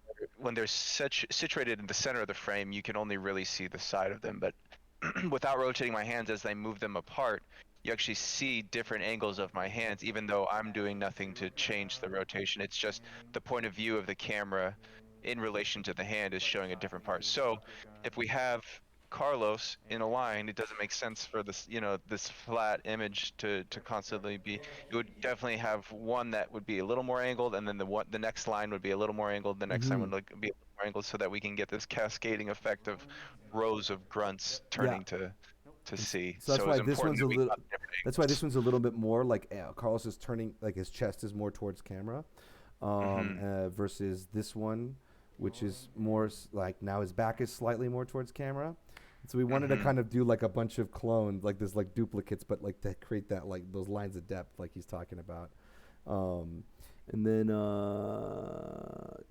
there's I think here's like another like assembly of like this is like another little piece of helmet or whatever for another variation on a grunt. This is I use a welder mask, right? And he was gonna have the yellow visor. Yeah, he was. Remember that? We were gonna give him the yellow, like like the yellow blooded agents. The visor was gonna be yellow on him, and here we have like a turnaround close up of this, right? Oh, well, that was quick. That was I think a Yeah, quick. because that was. That was like a rehearsal. Yeah, but to the point, yeah, we were gonna have like a very dramatic, like, do that double cut into, or he I think, yelling at all the guys, and then. yeah, he's like screaming at him, and it turns in, and he like turns around like that, you know? Yeah. So I made this like little foam attachment with little thumbtacks to look like bolts. That looks great. It's an unused costume there. And then But yeah, yeah, this shot ended up being such a huge undertaking, and at the time, we didn't know how long of a post-production period we were going to have. yeah, We thought it was going to be much shorter. We didn't know we were going to have 3 years. So at the yeah. time, it was just based on certain limitations of, okay, how much 4K green screen footage we're going to use, put into this CGI scene, put at the end of the trailer. Like, we decided, okay, this isn't necessarily something that is going to be possible given the time Given the limit. circumstances, yeah. But then it ended up being a happy accident because I actually think Hank kicking the door and that turning into the gameplay footage is a much stronger ending. Oh, also Yeah, because absolutely. I think even then too is like the reason why we'd come up with the money shot idea was because wasn't it like in the early days? I don't even think we were gonna have gameplay footage originally. I think it was like maybe we just make Were we this not? short. I think we were talking about like maybe we would just like it would just burst into the title or something. We were thinking of it basically more like the trailer is like a short film that then accompanied some footage afterward, right? Right. I think it was something like I that. But then we were like, you know what? We got to lean into this and like make him almost like two halves of a whole, you know? And No, yeah, and it really ended up being just such a great transition. Like, yeah, it, I think it's one of so. favorite happy accents of the whole thing. Oh, me too, man. I actually think it's probably a lot of people because then it works really well as a trailer where you kind of have this live action thing to kind of hype you up and get you excited. So by the time Right. you see the game, you're like, it works well as a commercial, as a trailer, as like an announcement, like a release trailer. It's like, it's exciting to see. You're Hank ready and- to jump back into it. yeah. I think it ended up being like it worked out really well in that regard.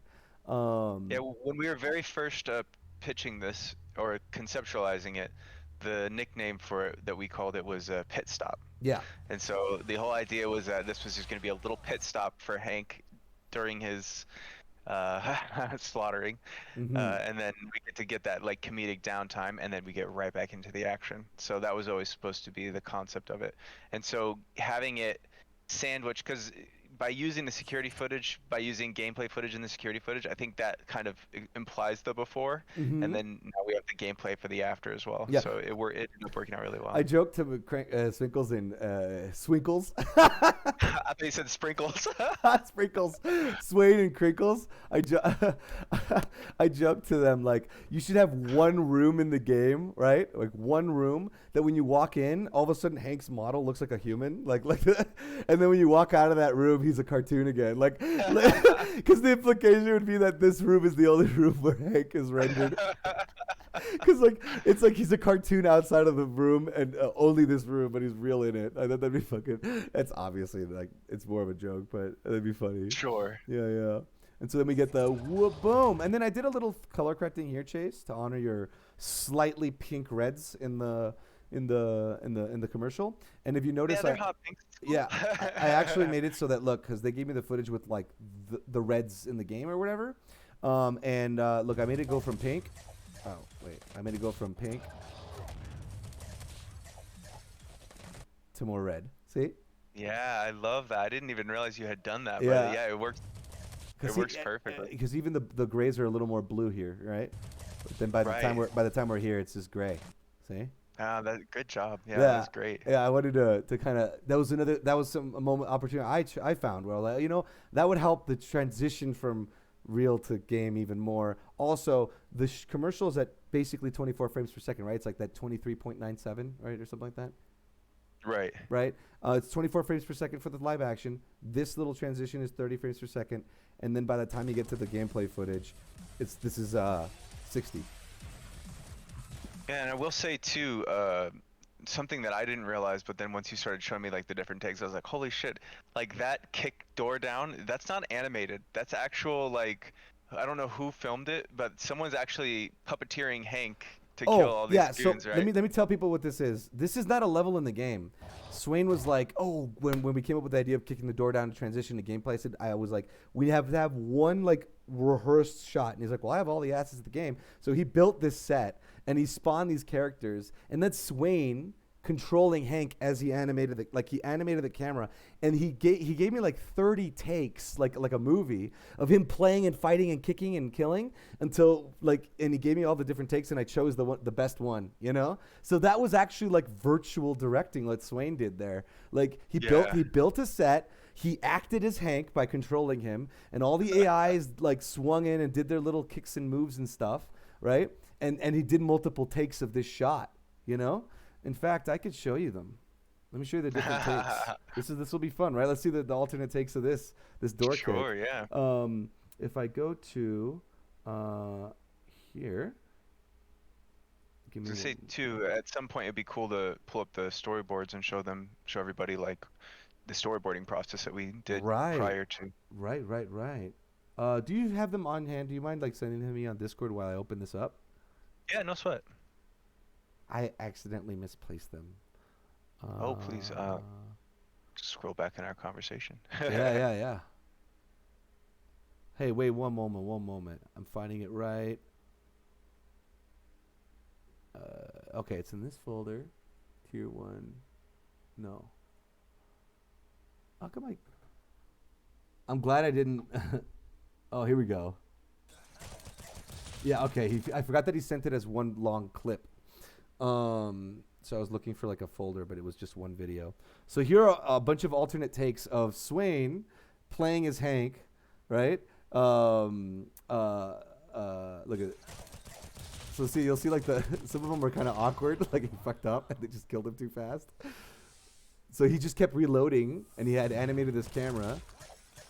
See, and that's Swain playing as Hank, and these are all the different alternate takes.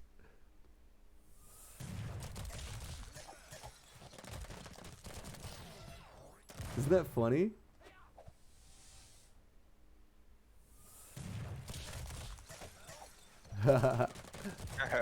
So cool. Yeah. It's like maybe in the future we'll just be able to create little AI characters that we control in a game and make movies like that.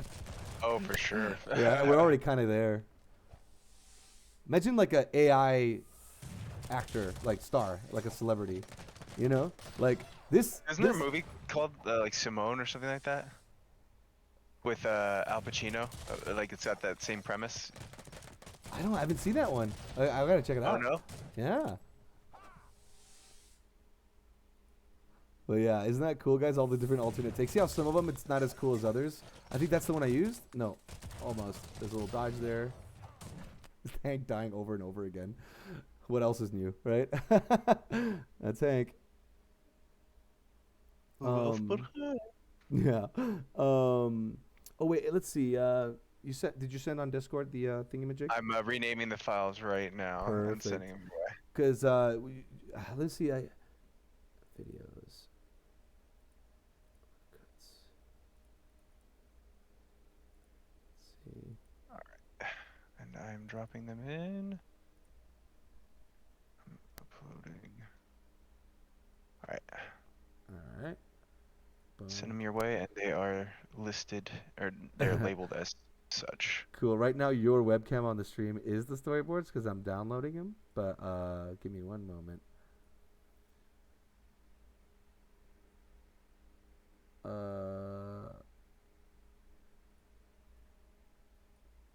I actually didn't prepare for this to show the storyboard, so let me do that real quick. Yeah, no sweat. But in the Sorry, meantime, guys. yeah, that's fine. It's a little chill downtime.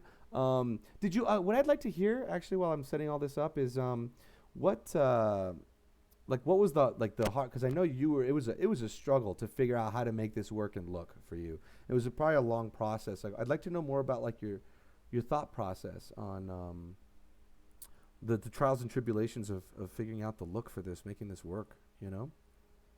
Sure. Yeah, I mean, like I said, the from the get-go, we actually didn't.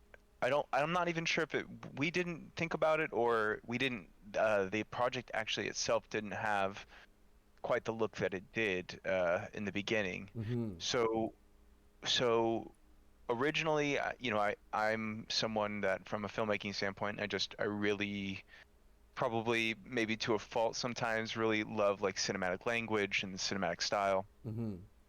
And something that I always wanted this to be was cinematic and to feel cool and to feel really sleek and edgy. Yeah. It's like if you could get sleek and grimy in one, like that's what I wanted it to feel like. And so obviously, like with the set, we didn't exactly find somewhere that we were happy with. Of course. And so once Yeah. we started putting the treatment footage in, I quickly realized like we're gonna have to do a complete set replacement.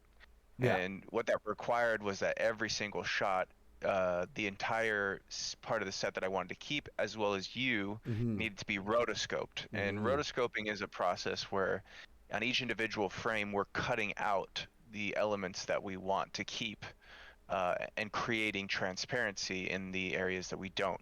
So all of those white walls that you see in the behind the scenes, those were all replaced in the final footage with this sort of dark concrete background. And that is something that we had not planned on doing, and so that's something where the post-production on this ended up being a much larger undertaking and much more pivotal to the actual aspect of creating the final image. Mm-hmm. And then on top of that, we also had to rotoscope each eyeball, each goggle eye. So Oh yeah, each eye and that I itself have to needed shout out have to its own. Brandy Buezel. Brandy Buezel helped us rotoscope those goggles. That guy went in there, Yeah. and he's credited in the credits as assistant rotoscoper, right? Rotoscope assistant. Yeah. Yeah, and I mean, I did probably half the shot, or a third of the shots on my own, Mm-hmm. and I had already done all the rotoscoping for you, Yeah, and yeah. I was You were exhausted. So burnt the fact out. that Yeah, you were like, I need I help was with so this. burnt out, Yeah. so the fact that we were able to get him in and get him to help out was just such a godsend. Oh, 100%. No, he It really let came me in. really focus on other aspects of getting that look down. Um, and so from there, really just developing what sort of cartoon look we were going to go for. Yeah, because Went cartoon through look could be so many things. exactly, and I think I leaned a bit more into sort of like after seeing where they were heading with their cell shading in the game, Mm-hmm. that it wasn't just cell shading. There was also this level of almost like line work. Like you have this shot of the game up here. It's like you can see that there's this like heavy, almost like inking comic book ink inspired outlines on everything, and there's these like deep, rich blacks. Yeah. Black tones, and I wanted that to come through. Then like it was very much this symbiosis where they were developing their style and we were kind of reflecting our style to kind of keep up with the look of the game. So much so that actually, as the game progressed, one of the latest things that we did, this was probably about 5 or 6 months before we launched the trailer, is that I was looking at footage of the game, the newest footage of the gameplay, because we had a whole montage cut originally of the old gameplay footage, and then you spent the last few months cutting together the new gameplay Yeah, footage because into the trailer. the montage I edited was 3 years old. Like the game Right. looked like how it looked 3 years ago. And one of the biggest changes they did was the lighting is a lot more dynamic and interesting in the game now. So when you Hmm. saw that, you were like, Yeah, and also it had like a lot more like undertones of color yeah, to this like haze. And so in the original cuts of even our what we considered to be like the finished treatment, the frame, frame and everything itself was very much like black and white with these like shafts of pink color, this sort of slight haze of color from the gun racks, but everything else was like very black and white. yeah, And then whenever I saw the new footage, I just thought, okay, we need to bring sort of this amorphous sense of color where there's nothing really driving it that's obvious, but essentially what we ended up doing is creating this, yeah, like this glow or haze of blues, like bluish purple, yeah. like lavender blue. I'm That gonna that open it up again, the short, so that I can. Yeah, please. And it like even just doing that kind of created this energy visually that was missing from a lot of the shots.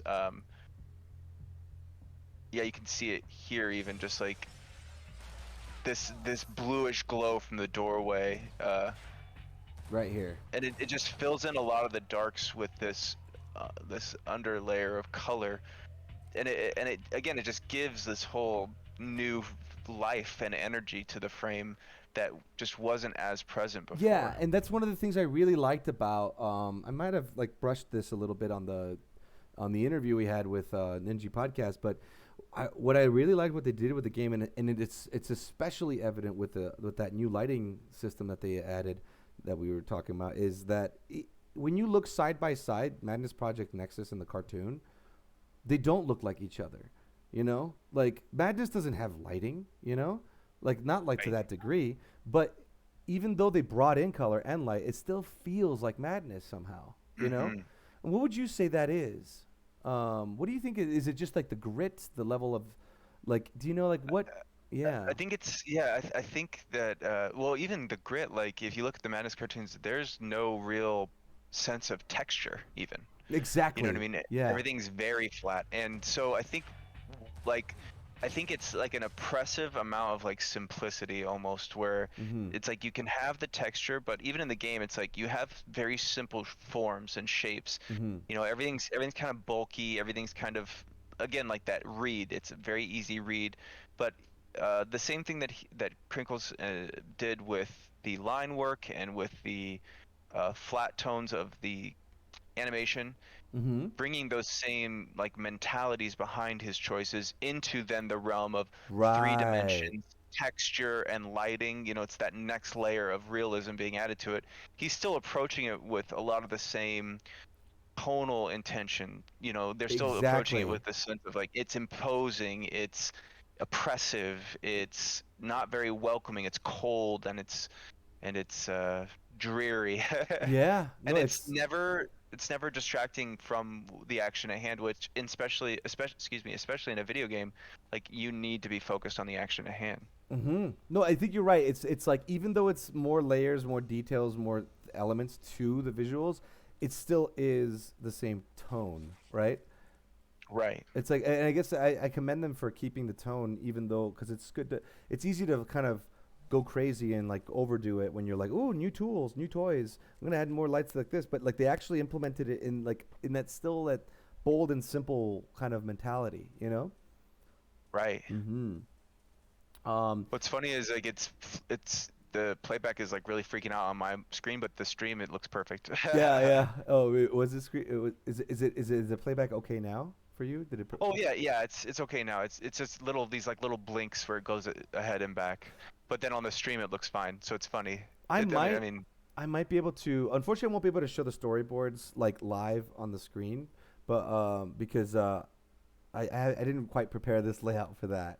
oh no sweat, if you no don't mind. sweat. Yeah, no, But what we no, of could course do not. is I think I might have some old exports where before the color lighting, so we could show how you enriched it, the color at what you're talking about. Would you like to? Oh, that could be cool. Yeah, let's see Yeah. if let me open up this guy here. Cause yeah, if I go into the Scale Studio drive, in there, That's right. We do have uh, old cuts. final exports.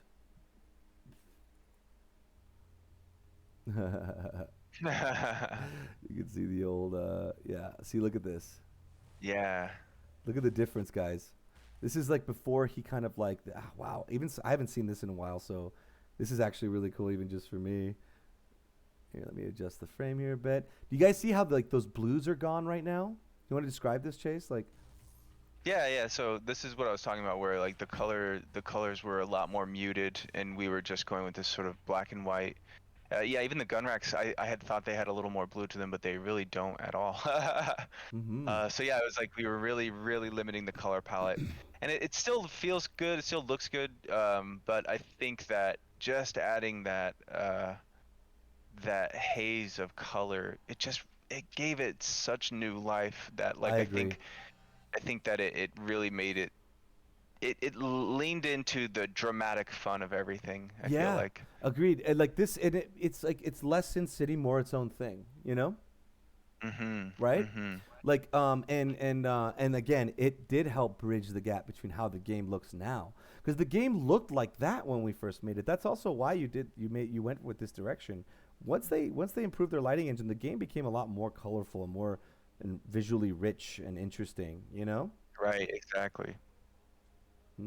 Wow, what a difference! It's kind of awesome to see this now. Yeah, Oh, no like blood. this, no ketchup dripping.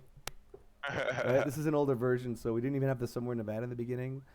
Um, A little more obvious too in this version where there's no other colors it's competing with, but throughout the entire shore, you can see I actually did add that pink haze coming in, constantly peeking in from the left side of the yeah, frame and this one it's more to subtle, right? well, in this one, Or, I feel like you notice it a little more because it's not oh, you competing with oh the you notice it blues. more in the. I see, I see. Like you can notice it in the other versions, but just right now I'm like, oh, I'm like it comes to mind a little easier because it's the only little bit of color with the black and white Yeah, it's almost like the is rule we did was it's the only other colors are red because and then maybe the bread a little bit, but yeah, right. all the goggles, the blood, the eyes. Oh, that was another reason why I think we started leaning more into pink, right? Because we wanted to still have a difference between blood and his eyes. Right, right, Because if it's like exactly. the And same color, like your brain does a weird like connecting the dots thing where it feels like intrusive, you know?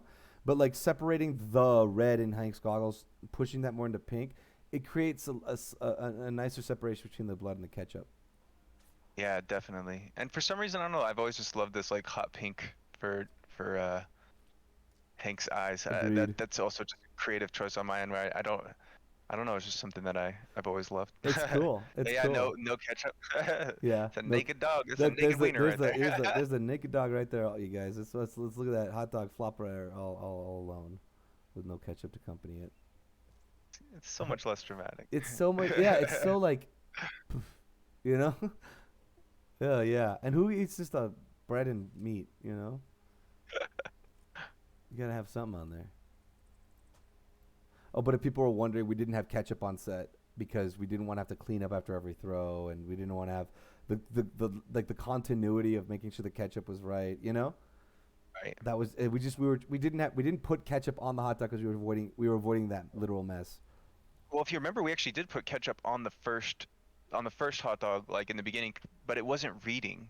Right? Yeah. Do you remember that? Like Oh we put it right. on, and we had to flip it over to reuse the hot dog, and we just put the ketchup Oh, side down. ketchup side down. That's right. I'd forgotten about that. Let's see. I wonder what other little changes we'll notice in this one. Oh, we'll also see the old. We're also gonna see the old montage in this version that I made. I think. Oh, nice. Yeah, So you can see what that the makes game sense. looked like as well back then. Because this is like, yeah, a long time coming to the release of this trailer.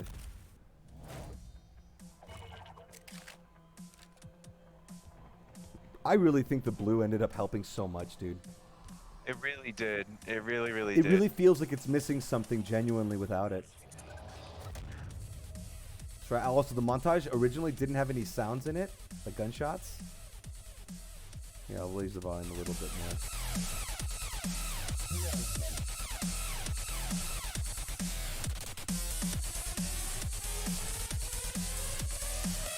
But you can see how the game here, like the lighting engine, this is the most colorful room I remember. But As I say, even some of this stuff I think wasn't even in the when we first started designing the short. yeah. Was like this is even more recent than that. But even this, look at how like flat this looks and dry. Like now it's got a lot of cool dynamic lighting and stuff. Like look at these rooms. This is what we were kind of going Yeah. off of, and that's why I think Right. the short looked like it did.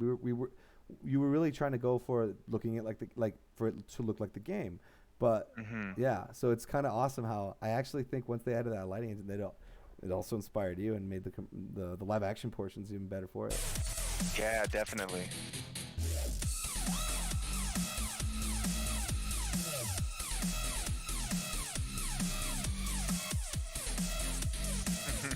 What a difference! Right? Yeah, they've just been doing such a great job. Like, I you can cannot see wait, how their guys. work paid off. It's like 3 days, right? 3 days away. Yeah. Yep, 3 days. And this was blank for so long, like the release date. Yeah.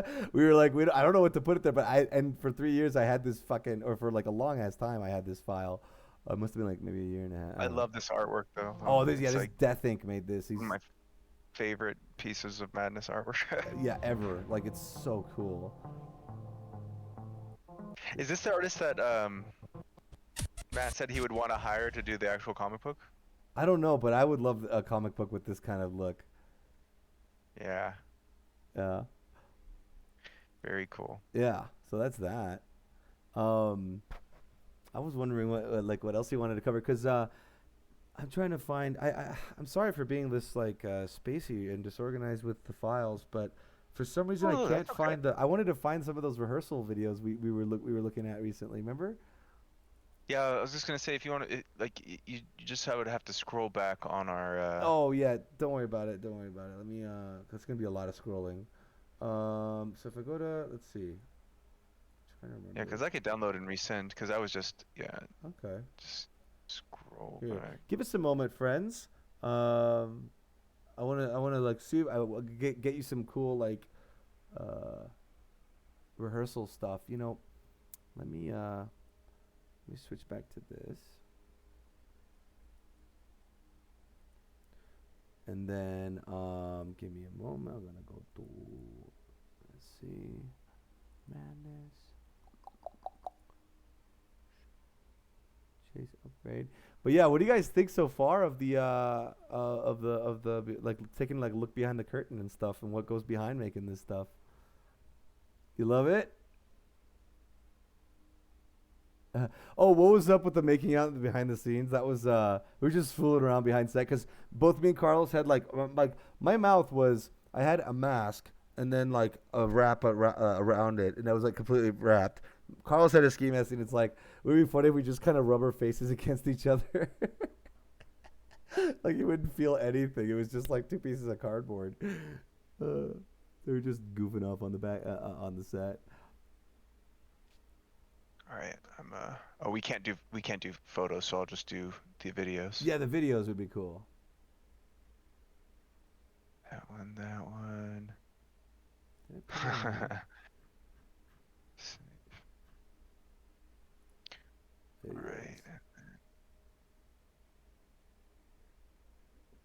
I'm so confused because I remember you sent them to me and they're not in the location I remember putting them in. So I don't know what the fuck. Oh, that's okay. I have them here, so I'll just resend them. Cool. I am No, and I had sending. also found some other ones, like on my own too. Like I had looked through the. They should be in the scale thing. Here, one sec. I know we're gonna find it, and it's gonna be worth it, fellas. Just bip. All right, I just Passion. sent you Ooh. 4 videos. All right. Let's see.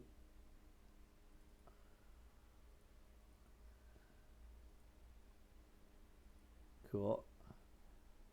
I'm downloading them now. Oh yeah, I'm glad you're sending these because there's a couple of things I'd like to talk about with like, again, how is it reading on the frame? You know, like there's a part right here. Oh jeez. Boom, and boom. There you are, Chase. And now I'm going to open up. I'm back. You're back.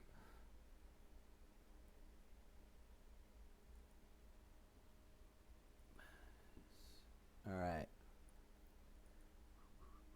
So rolling action. This is us kind of like figuring out the angle of when the henchman crawls around the corner and Hank spots him. Rolling action. So here's an example of us like, how's this kind of looking? Yeah, this is very, very early costume testing. Kind of figuring out what does it look like when I turn, how much do I gesture, and then in this case like that doesn't read here, right? Because like the gun isn't covering the face, so that we adjusted their angle choices based on that, you know. And then like I shoot, I'm like, oh, okay. See, like me as an actor, I'm looking and I'm like, okay, me like leaning over like that, like a cat, kind of, it starts to look almost more animalistic in a bad way, and not as like, you know what I mean? Like it's too big of a gesture, I think, you know. So we like watch these kind of things to sort of, oh, this is Yeah, and you can see too how you're holding the gun. This is a good. It's a good lesson in the last clip. It's a good lesson in silhouette. When you were holding the gun up, you were facing it so that the butt of the gun was facing the camera, and you completely lose the shape of the gun. Exactly. So that was something that we talked a lot about, and it was like through moments like these that we were able to really. Let me share my screen again, Chase, so you can see it live or like in real time. Oh, okay. Is this what you're talking about here? Yeah, and then when you lift the gun back up here, right there, you see when you snap it back, you lose the silhouette of the gun there. Right, it's just like a stick, you know? Yeah. Versus exactly. in the final, you have like the profile of the gun, you know? Right. I mean, you did it right in the beginning of this take where it's like you lifted the gun up, you get the read of the gun. You're talking about, so yeah, this, right? That works. That reads like a gun. This reads like a pipe. Right. Exactly. So those like are a like lighter. those are little things that when we rehearsed, me and Chase were looking out for those things. Oh, make sure when you put it back up, it's like in that you go back to that kind of like that profile. Because they're also just kind of it's not as visually interesting. It's just like it's like a big like lumpy head and like a stick poking out diagonally. It just doesn't. Right. That's not what makes something like. You look out for these things because that's what makes something look cinematic, you know? That's what you talk about and you're obsessed with, and I think that it's important to obsess over that shit. Like I think that's what it's all about, in my opinion. Right. And then here we have a rehearsal shot, right? And but here's an example, right, where it's like, when I shoot, I can't stick my arm all the way out. Because then my hand gets cut off. I have to shoot at the hip. to get that That silhouette. was something we learned. Yeah, that's something we learned in this test. So see, if we just go like, oh, it's realistic, shoot like you would shoot the gun. Like no, play to the camera. Right. What Exactly. is in the mise en scene? What is in the what is in the shot? You know. Right. So see how bad that doesn't read at all. Right. And so here I'm practicing like how does he discover? I'm practicing on empty, and then later I had to practice to do that with a fucking fat wrapped hand. Right, and you're learning you're also honing in on Hank's wobble. The wobble, the His, walk, and everything. Also, another thing too is like my legs kind of like sloping like this looks kind of dorky, you know. Like I needed to work more with bent legs, you know, rather than like, do you know, like kind of a more. Like when I get up, it's more like bending my legs, kind of like a. Right, you're like planted. You're not so noodly. Like yeah, not like leaning or like it creates this weird curve shape. Yeah, and then also little things. This is more of like because this is also fresh after mutton chops, so this is still like I could see me myself. I could see I'm still in mutt mode. Like look how noodly my legs move and stuff because that's like when I was doing mutt, it was like he's like this guy who's like falling apart and barely surviving and. You know, like it was more like desperation and like dehydration and things like that. But this has to be a different kind of struggle. He's more like, Jesus Christ, they almost got me. You know, well, I'm glad I'm here now. You know, like he's like a different kind of attitude towards his like mannerisms. You know. Right. Mm-hmm. Right. Oh boy, yeah.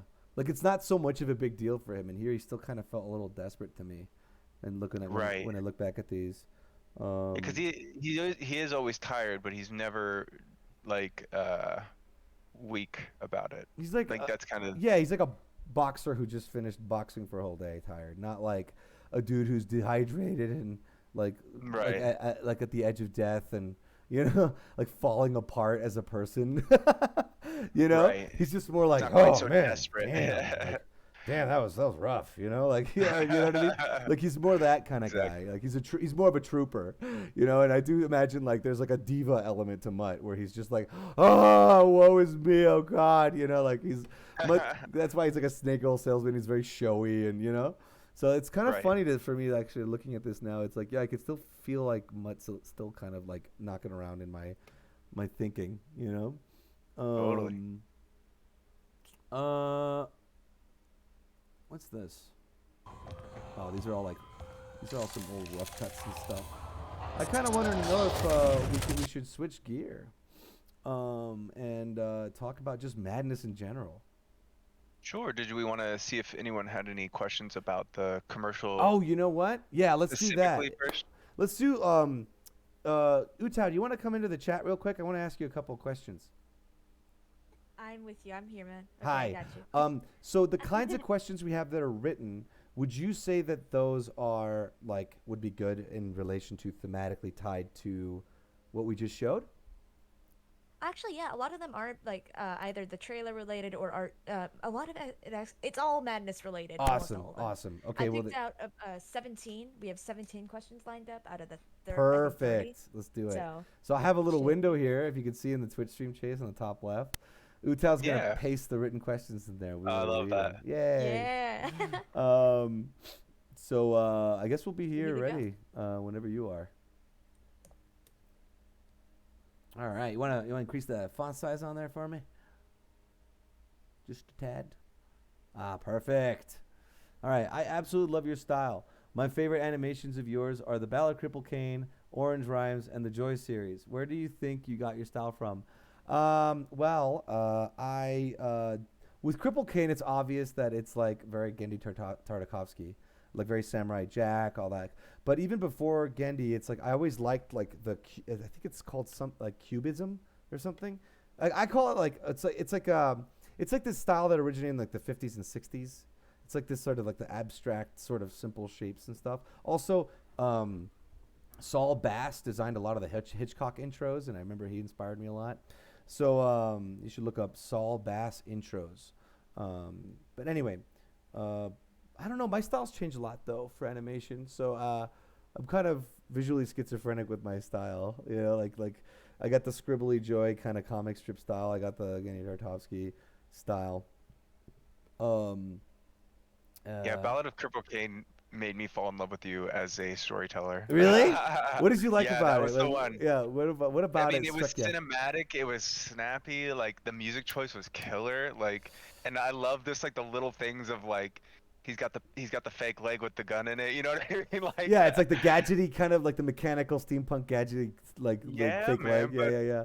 I was a huge Gendy Tartakovsky fan, and so the fact that that was an inspiration. It's so obvious, but it's also like, yeah, like you've always just been so good with color and shape, like those very minimal, and like that's why you look at like Joy even. It's like Sure. got those like very you get the easy read, and I think that's what like you and I bond so much over Yeah, when we do talk about like things like silhouette and stuff like that I agree. in film. And yeah, it's just I completely agree with this question from Mark Implier that you have just killer style, bro. I appreciate it. One of the things I do want to say about Cripple Kane is like obviously the artistic style, like the illustration style, is very Gandhi. But what I was trying to do with that is practice my cinematic muscle because if you really, really, truly look at that cartoon, the characters don't move a lot. A lot of the performance is through the camera, and without my sort of baseline philosophy or approach to that was imagine a western but shot with like kung fu style like cinematography, like the snap zooms and a lot of that stuff, like to lean I into love that. it. I remember that was like for a long time I made that cartoon and then I stopped for a long time, like almost a year, and then when I watched Kung Fu Panda and I saw the intro of Kung Fu Panda, it re-inspired me to finish that thing. I was like, I have to finish this. Oh, sick. So I went in and I finished it. After I watched Kung Fu Panda, I'm like, yeah. Because it was a very much like what I was kind of going for. Like, if you watch the intro of Kung Fu Panda, it's one of my favorite animated things ever. Just it's like the 2D animated intro, over stylized. It's like his Yeah. fantasy sequence. That really inspired me to finish Cripple King because I was sitting on it a year. A lot was going on at the time, and I just sat No, down for and for sure. 14 hours just animated the rest of it till it was done. What about the next question? I want to see more madness ones. What is the hardest scenes shot to shoot and/or storyboard for? Love the trailer. Oh, cool. I want to ask you, what was the hardest? Let's talk about this at different layers. From a production standpoint, definitely that first shot of me running backwards into the door frame. That was just hard for me as a performer. Yeah, his performance, yeah, that was probably just all around the most difficult to shoot, Mm-hmm. Um, or to capture more so because yeah, the camera's not doing anything special, but the performance, it's all about the performance. And when we took the most takes of that of the whole, other than maybe the hot dog falling, right. uh, But those are I quick think ones. that right, yeah, but yeah, these were 15 to 20-second takes that we needed to reset on each one. Sometimes you had to wait for the fog machine to warm up enough to actually Right. spit enough fog. Right. Yeah. There was a Uh, lot of elements in that one at play, and that first one we were yeah, pretty ambitious there, weren't we? yeah, like even thinking from a production standpoint, like that probably was also the most difficult because we were also trying to figure out the lighting. It took us a while to figure out the lighting Mm-hmm. on that shot because it really informed the rest of it. The only other, from a production standpoint, the only like other shot that was hard to really land right was the opening of the mini fridge shot. Right. Getting that light, Yeah. getting the The timing of timing. you opening and the light wiping across you That was there, yeah. because there is supposed to be a very slight delay because you have to take into account the door itself following behind your hand as it opens. Now, what about from a camera standpoint? What was the hardest for the camera? Like any focus pull shots, like were that or anything like that? I don't think we really had anything that was too, like, to be honest with you, like I Yeah, don't yeah, yeah. remember there really being anything. Trying to Um, remember. m- I think maybe the two that come to mind, one is like behind your back, like over the shoulder of you standing in front of the door. I remember it took us a few takes of like where's the camera? How's it really Right. positioned? Are you talking about when I The most stand in like front of it with the two guns? yeah, not the undershot, but the behind you Yeah. When I facing the door shot. yeah. Gotcha. 'Cause it was like, do we have, I think it was like, do we have the door kind of framed above you and you below it so that we can almost like get this sense that it's above you, or do we have you stepping in front of the frame of the door?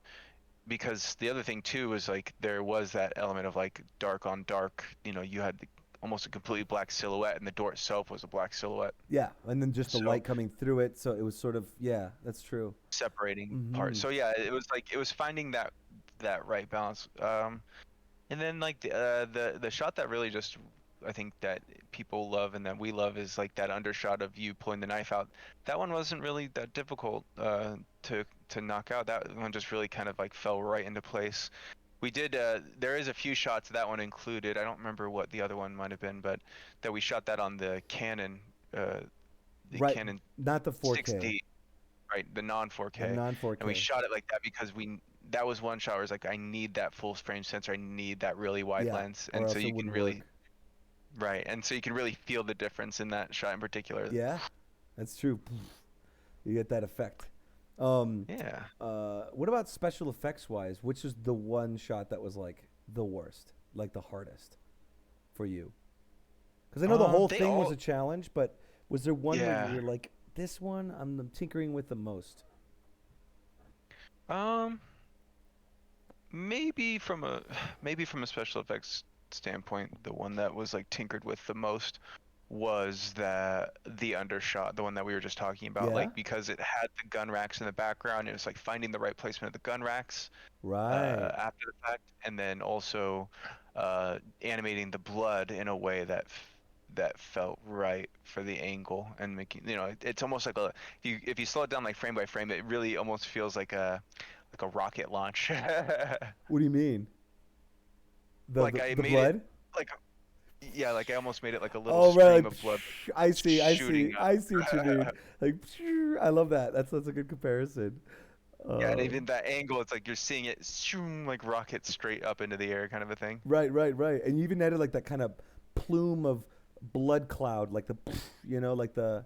Yeah, exactly, Yeah, yeah, that yeah. You're little right. Rocket. It's totally a rocket miss. launch. That's awesome. Um, let's see what about the next question? Let's see. And the storyboard, I would just say that the storyboard's really just we got those pretty quick. I think it only took us 1 or 2 sessions to storyboard the Oh whole thing yeah, out. yeah, yeah. Cause once we said okay, the premise of this short is the rooms between the kills, right? This is the room between the kill, the pit stop, like you were Right. saying, right? Hmm. Once that Hmm. was like, once we established that, it kind of like the storyboarding process unfolded itself very naturally, you know. You Absolutely. know, it's like what is Hank on this downtime like, and what's an interesting thing that could happen? Oh, one of the goons could crawl in, and like it's like oh, missed the spot, bang, that stuff. Hmm. All right. So the next question is, throughout all of the creative mediums you've worked with, animation, acting, voice acting, writing, anything counts. What was your favorite, and what inspires you to keep creating? Honestly, film, like making mutton chops, and anything filmmaking, that I've worked on. I really like it's. I think that's where I operate at the all my cylinders, honestly, because I animate, but um, yeah. I was gonna throw this a little bit in your direction, Chase. So I know like your style of shorts that you've shot and a lot of those things. Like Mutton Chops was a very I think out of your range thus far at the time, right? Like had you gone out multiple times to shoot in deserts and stuff, like in the natural, let's call it the more natural elements, because I remember like a lot of your shorts will be like an urban environment or like a Right. place, right? No, yeah, I Was mean that it'll go ahead. no? Is that, like, did you feel like how, yeah, like what, like even stepping out of your comfort zone in that regard, let's say, um, Sure. was it more taxing than it was, or like how much of a shift was that for you? I'm sure like there's adjustment things or Yeah, no, I mean something that we talked about a lot of the time was like mutton chops in general is just like very different from the type of content that I make just in mm-hmm. general. I love comedies, but I'm not big on making comedy Right. like content. Mm-hmm. I love like the vaudeville and the like very for lack of a better term, like the flamboyant in terms of its Yeah. bigness Mm-hmm. and you know that I have some sort Showy. of like yeah, it's showy, that very vaudevillian, and then Mm-hmm. you know I have some background in like physical performance acting Mm-hmm. and stuff like that. Mm-hmm. And so it was a really good fit for me for being something that I would never normally do myself. It was not a project that I would have developed myself or pursued myself, but it was sort of this perfect time in my life and in my professional career that I felt like this is someone that I've known for years, that I've always wanted to like work with. I'm at a point right now where I don't have a lot of stuff going on. I had a lot going on in my personal life, and I needed a good distraction. Yeah, And yeah. it was also a combination of just having really, really amazing collaborators with you and Carlos to just lean into a project with and say, okay, we're taking this on together, Yeah. and we're gonna make the best of it. And so. I think that, yeah, going out into the elements, I actually had done some filming here and there for some projects out specifically in the forest, but never out in the desert. Right. Which is that's the So, whole thing. The sun's beating down on you the whole time. right, and Yeah. I hate sunlight. Yeah. I'm very much a vampire in Yeah, that way. very much so. And a big thing on set, especially because we didn't have a lot of equipment, was that I couldn't see the viewfinder in all the sunlight because a combination of the reflection and also my eyes just not being like attuned to being Yeah, yeah. outside that often. Yeah. So oftentimes you'd see me like an old school filmmaker, with the giant Black black towel. towel Yeah. over top me and the camera, Yeah. and the little lens would be poking out. Yeah. Yeah, I think Carlos even has the picture of me with the towel over my head, and he's yeah, like, you were like a little the Mother Teresa on set, yeah. because you had the little hood on a lot, like so you had to look through the viewfinder. There's also one Exactly. gag. If you look at the bloopers, guys, there's one gag where Chase is behind the camera, right, and he's setting up a shot where I'm in front, and Carlos was holding up something to block the sunlight to remove a lens flare in the lens. So Carlos is standing next to Chase, and Chase is completely covered by this towel, looking through the viewfinder, and he's giving me direction, pointing. And he accidentally like pokes Carlos right in the eye. Right in the eye. Oh man. He's like, "Do you want to just point your say that?" Oh shit! And Like, Carlos was fine, but you God. said you even felt it all wet because it went right into his eyeball, right? Yeah, it went in like yeah. You felt the like boink, and you're like, "Oh shit!" Thankfully, it was all fine, but it was just like because Yeah. you had to be under that thing so often, It was bound to happen. But what's it called? One of the reasons why I was excited about getting you to direct Mutton Chops, honestly, I don't think I've ever told you this, but one of my favorite comedy movies is Mouse Hunt, because it's like this silly slapstick movie, but it's directed with this like really slick filmmaker, like the guy who made like the Grudge. No, what's it called? What's Ring? The Ring? Thank you. He directed the Ring Mhm. remake, which is a very slick movie. He directed like well, obviously Pirates of the Caribbean and stuff. That's late, but like he's like a guy with like a really good, like almost like David Fincher kind of sensibility, Like obviously he's Gore Verbinski's more kind of like tonally all over the place with what kind of material he likes to direct, but he always directs it with this sort of precision. So I thought a good director like you, who's very like precise, that added to like a silly comedy is going to enrich it. Like it's going to give it that angle that like makes it more than it is, like, right? Because Sure. I think a lot of comedy We're big on directors, aesthetic. yeah, because a lot of comedy directors, it's not a bad thing, but like they're going to be more like performer inclined rather than like visual inclined, like they're going to be talking, Sure. right? So a lot of comedies will be shot a certain way because you're just trying to capture the funny performance. But I wanted this to be like the way it's visualized is part of what makes it funny, and Right. you need someone with like a level of precision, so that, because I also thought since it was such a limited team, it was like, well, me and Carlos are probably going to be like a lot of the times figuring out, okay, like like some of the while you're working on the visual stuff, and then you'll be going in and telling us, okay, for your character, like there'd be overlap obviously, but I kind of felt like if you could cover that base more thoroughly, like the visualization, I knew all the bases of what this needs to work would be covered, and Totally. and you'd No, bring that's a you good would point. bring something to it that would make it better. Yeah. So yeah, I think we're filmmakers, me and you, more than anything. Yeah, definitely. Even though, animation, writing, everything else is such a thrill. It's And all acting. part of it, though. That's why I like filmmaking, though, because Right. it's like I consider the parts I like about animation, like storyboarding and they're also in film. Like people like to I even think like people, great filmmakers like Quentin Tarantino, like his movies are to me like very cartoony, like very like Right. there's a real like iconography and visual sensibility that's almost like an animated cartoon. A lot of the greatest filmmakers, you really look at them, it's like they're kind of they are kind of like they treat visuals like a paintbrush, even if it's a Right. camera, you know, like they still Right. are artful in that way, like an animation. So yeah, I don't know. Like the way the blood splats work in Kill Bill, the way all the characters' costumes look in Pulp Fiction. Like you got the guy with the Right. fro and the two suits, and the other one's got the mullet. You know, like Right. like there's a lot of like visual iconography. Like, dude, even Django, like the gunfight has like the Looney Tunes. There's like there's goofy gags where like one cowboy got shot, turns around, shoots the other guy by accident. You know, the bullet goes like cannonballs through two people. Like it's very much like a cartoon, and but people treat him like, oh, he's this great filmmaker. But it's like, to me, it's like it's just such a celebration and such an artful like depiction of things. It's an artful depiction, you know. Right. So yeah, I don't know. I think I see a lot of those movies maybe because I'm cartoon inclined, but I see them a lot of times like they're basically just cartoons. It's just so it's just a cool style, you know. It's when a Yeah. filmmaker Well, can make a style out of it, you know.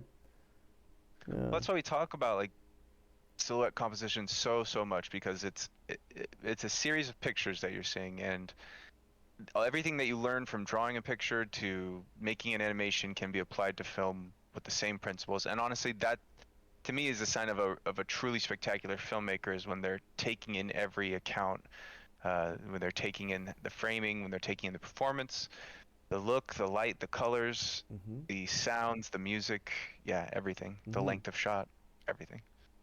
Next question, Utao. Milk. Would you consider making a Kickstarter to fund your Madness live action shorts movies sometime in the future? Ooh, good question, Shion. Thank you. I don't know. What would you Yeah. say about that, Chase? Well, I think that there's it's funny because I said this in the last podcast too, but a lot of people don't know this, but once upon a time, almost 10 years ago now, back 2012, I think it was, myself and a friend, another Newgrounder, we were trying to get a live action Newgrounds web series off the ground, and that actually included Hank in the like roster of characters. It's gonna be Because like it was going to be all Pico, of the different ones. Yeah, like the New Guns right? Like universe. Pico, Hank, yeah, exactly, kind of like the Newgrounds Justice League, so to speak. Mm-hmm. Um, Yeah, yeah, yeah. and What was it we called? had it was called Newgrounds: The Forsaken City, and we had a $30,000 goal, and we got up to in the end we were at 19,000, but we got up to 20,000 at one point, but then we had someone pull back. Mm-hmm. But yeah, we got a lot of really good traction on it. A lot of people were pretty psyched on it, but unfortunately we just didn't reach it. So I think that I learned a lot from crowdfunding on that, but something that I really love about this commercial, just to say first and foremost, is that it is an official Madness production. You know, Yep. this is something that we worked with Crinkles and Swain and the Giving Tree, the team, to make something that was an official live action Madness short. And that's something that will forever be in the books now. Yeah, we made it. We And did it, so dude. moving forward, I think that I think crowdfunding is a great way to get the sort of wins in your sales from a fan base that wants to see more of a certain type of content, or that wants to believe in its creators, either or.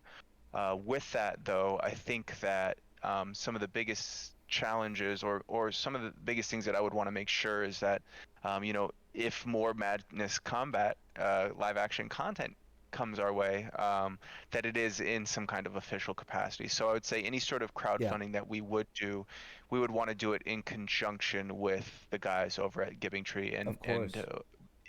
I'm not even, does Matt have his own like mantle that he produces Madness under, No, or just crinkles. Crinkles? Yeah, Yeah.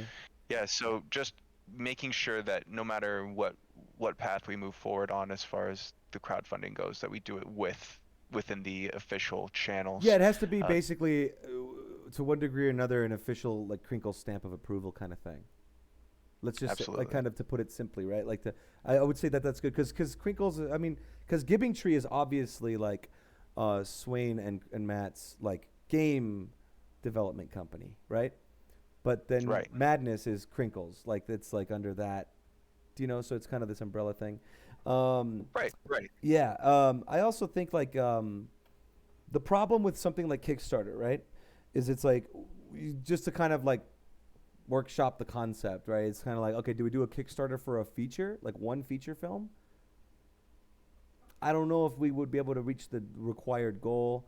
And even if we did, does that mean the next one has to be Kickstartered? You know, if there's a Right. second movie, like it's sort of like I wonder if it's appropriate for a project or something like this, or does the Kickstarter just for a short? And is is the Kickstarter to help? Do you know? It's like I feel like, Yeah, I mean, it's- yeah, a short would obviously be a lot more realistic than Yeah, a feature in terms exactly. of reaching some sort of funding goal. So Yeah. yeah, I think that like in general, the short version of my answer is that I think that it's a completely valid way. I think that Yeah. especially now that we have something to show people like that we've already kind of created an installment in the Madness Combat universe, and we have Yeah. a track record with Mutton Chops showing that we can make a larger form product. Like it's the kind of thing that like it could be a logical step, but ultimately as long as it's an official step, because I Yeah. think And that that's would where obviously we want involve to take. Matt and Swain. Right, and because that's where we want to take this is we want to carry it on in an official capacity. We absolutely do. Thank you for the question, Shion. What's the next one, Milk? Who are your favorite Madness Combat characters? Madcom. Isn't that cool? Madcom? Yeah, I like that. so cool. Yeah. That's a term, by the way, like in the many years of being a fan of Madness, never heard it until very recently. It's now a term people use. The Madcom fan. Yeah, I love that. Madcom. Same, and yeah, definitely dig it. How about you? Do you want to start with some of your favorites? Sure. I mean, the obvious one for me is Hank. Uh-huh. Kind of typically drawn towards the leading character often, just because I like to think that I have a lot of like conviction or a lot of like go get 'emness, you know what I Yeah, mean? you do. So Yeah, I could see Hank that. Hank really speaks to me as far as just like you know getting beat to shit and just keep picking himself up and keep swinging. I agree. And then I think I told you, and I think we kind of bonded over this. Like the auditor is such a cool character. Yeah. I think him and Hank are like my two favorites. Yeah, and then my third, I have to agree with you completely. My third is, I actually, obviously, like I like Deimos. I've learned to love him. No, only because he's like a more later character, right? Like in the series, but he came out later. But and he is like a fun character to voice. I like the idea of like he's like this smarmy hacker, you know, and all that stuff. But I really like Sheriff. I really like Sheriff a lot. Like he's got a special place in my heart. I think he's like when I imagine a movie, right? Like this ensemble of characters. Like Sheriff is that character you just love to fucking hate. You're like, oh, that motherfucker. Like, you know what I mean? Like the cowardly talks up a big storm, but then like hides when you know, like it's just like, Absolutely. yeah, the elusive little fuck. You know, like I think he'd be a great. Not only character but like element, like he's a good motivating element of like, it's like I would want him to be the character that it's like every time you see him, it's like this is gonna be it. This is when he finally gets killed, and he does, and you're just like, damn it, you know. I think he brings an element to Madness that like is very essential, you know. Absolutely, and you really have to wonder, like, how did someone so cowardly end up on the top of this food chain? Exactly, You know what I because mean? he's like the guy who just climbed up the ladder, or like, you know, he's like that like or like in the slimiest way, in the wormiest way, you know, he's wormed, you know. Right. He's a worm, and he just, yeah, I love that character so much. Like yeah, I like Sheriff. All right, next question, Milk.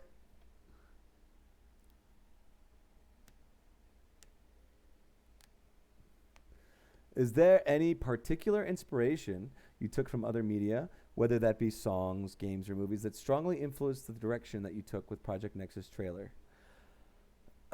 I actually do have a few besides obviously trying to match the look of the game, but like Sure.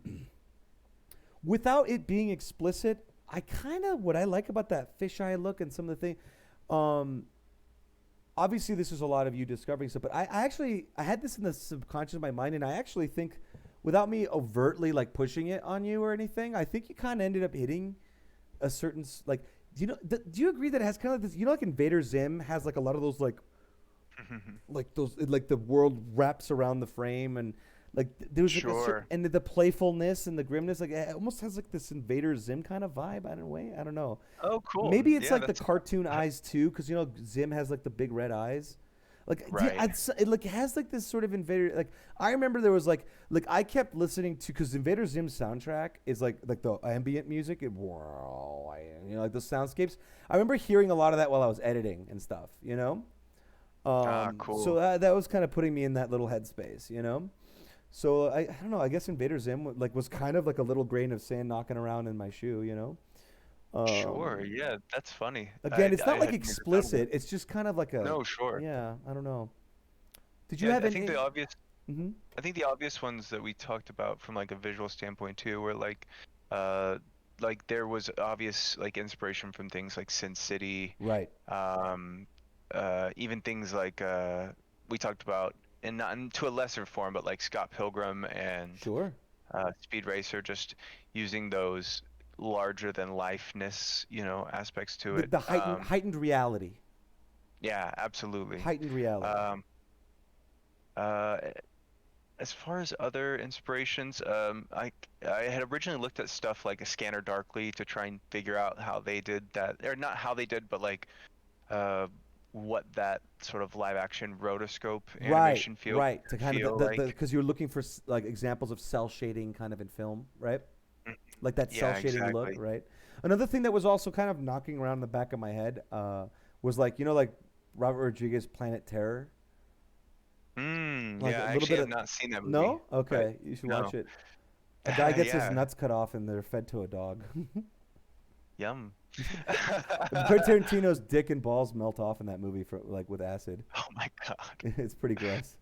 that's pretty gross. But Yeah. you should watch it because like there is an element of madness in that. It's one of those grindhouse movies. It's one of the installments because I think Tarantino had yeah. Sorry to get all grim and stuff, guys, but yeah, it's a pretty brutal movie. But it's got like it feels like a cheesy kind of zombie movie basically. But the reason why I brought it up is also the setting, right? It's kind of like in this like secret Area 51 lab kind of environment, you know. That's cool. I'll have to check it out. Yeah, I didn't realize that.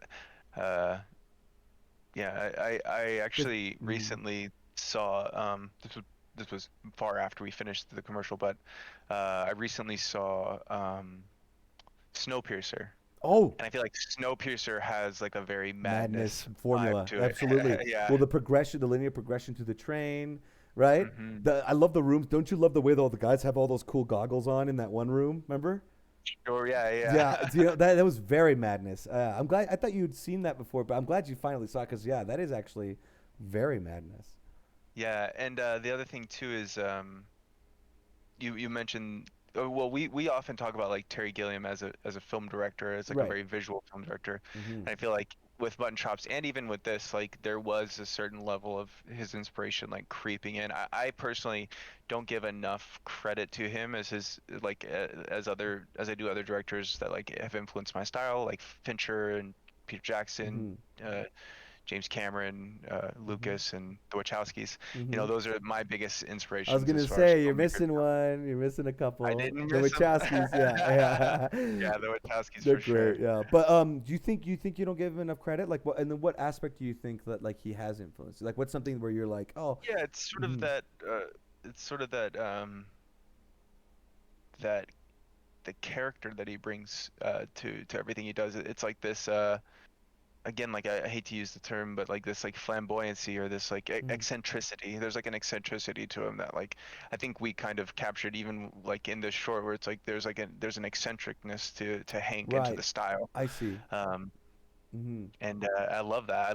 I love finding that, and I'm glad that we had the time to push You know the what's look of funny? the short I've into where noticed it was. about you. whenever we're brainstorming and talking about ideas, like when you describe stuff, you actually get into like do similar mannerisms as Terry Gilliam when he describes stuff, because you're very like detail oriented. That's one of the things I think is what you're like one of the elements too with like Terry Gilliam. Like you'll kind of like describe something and kind of and you're. I'm also saying this from like an actor, like the performance side of it. Like there's a gesture you do like when you're like kind of you're trying to.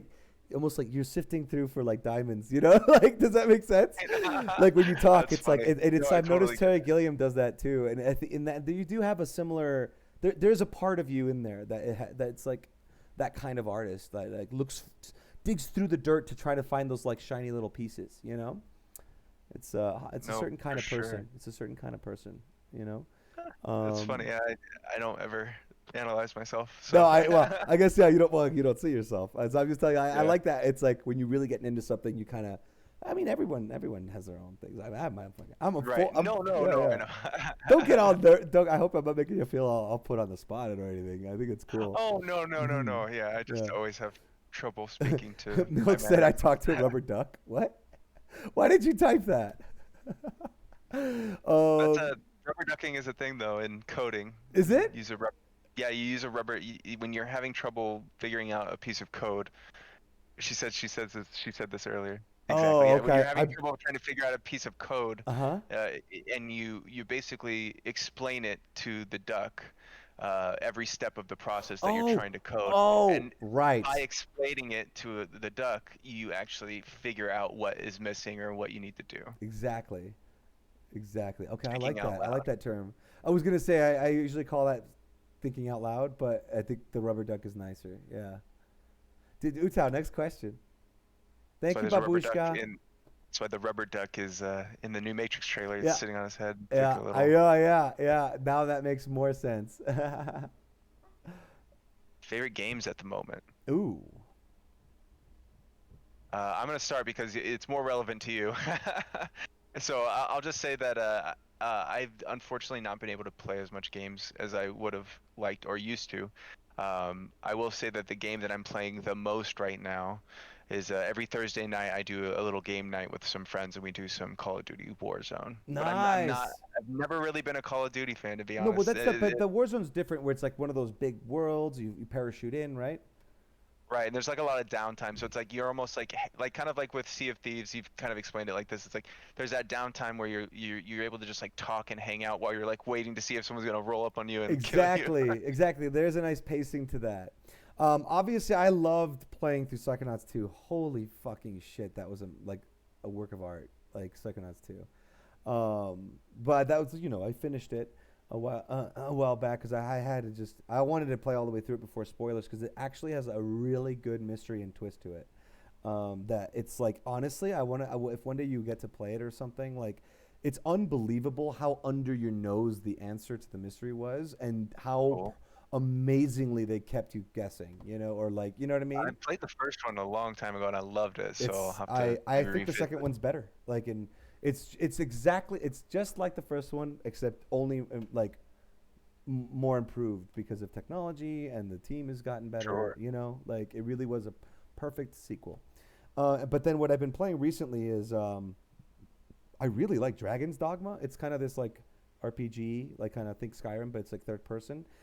And it's sort of this like fantasy adventure game with RPG elements. Souls-like? A little bit. It's Japanese, so it's got a little bit of those kind of like the Dark Souls feeling mechanics, of the way you move around. But it really is like a true open world RPG kind of thing. But the coolest part is like when you fight monsters, like they have like the Hydra, they have like the Griffin, they have like but when you fight them, you can like actually grab onto them and they're like swinging around, you're like stabbing them, and they're like Shadow the Colossus kind of. Yeah, but they're not like huge. Yeah, exactly. They're smaller, but it has that kind of like fuck.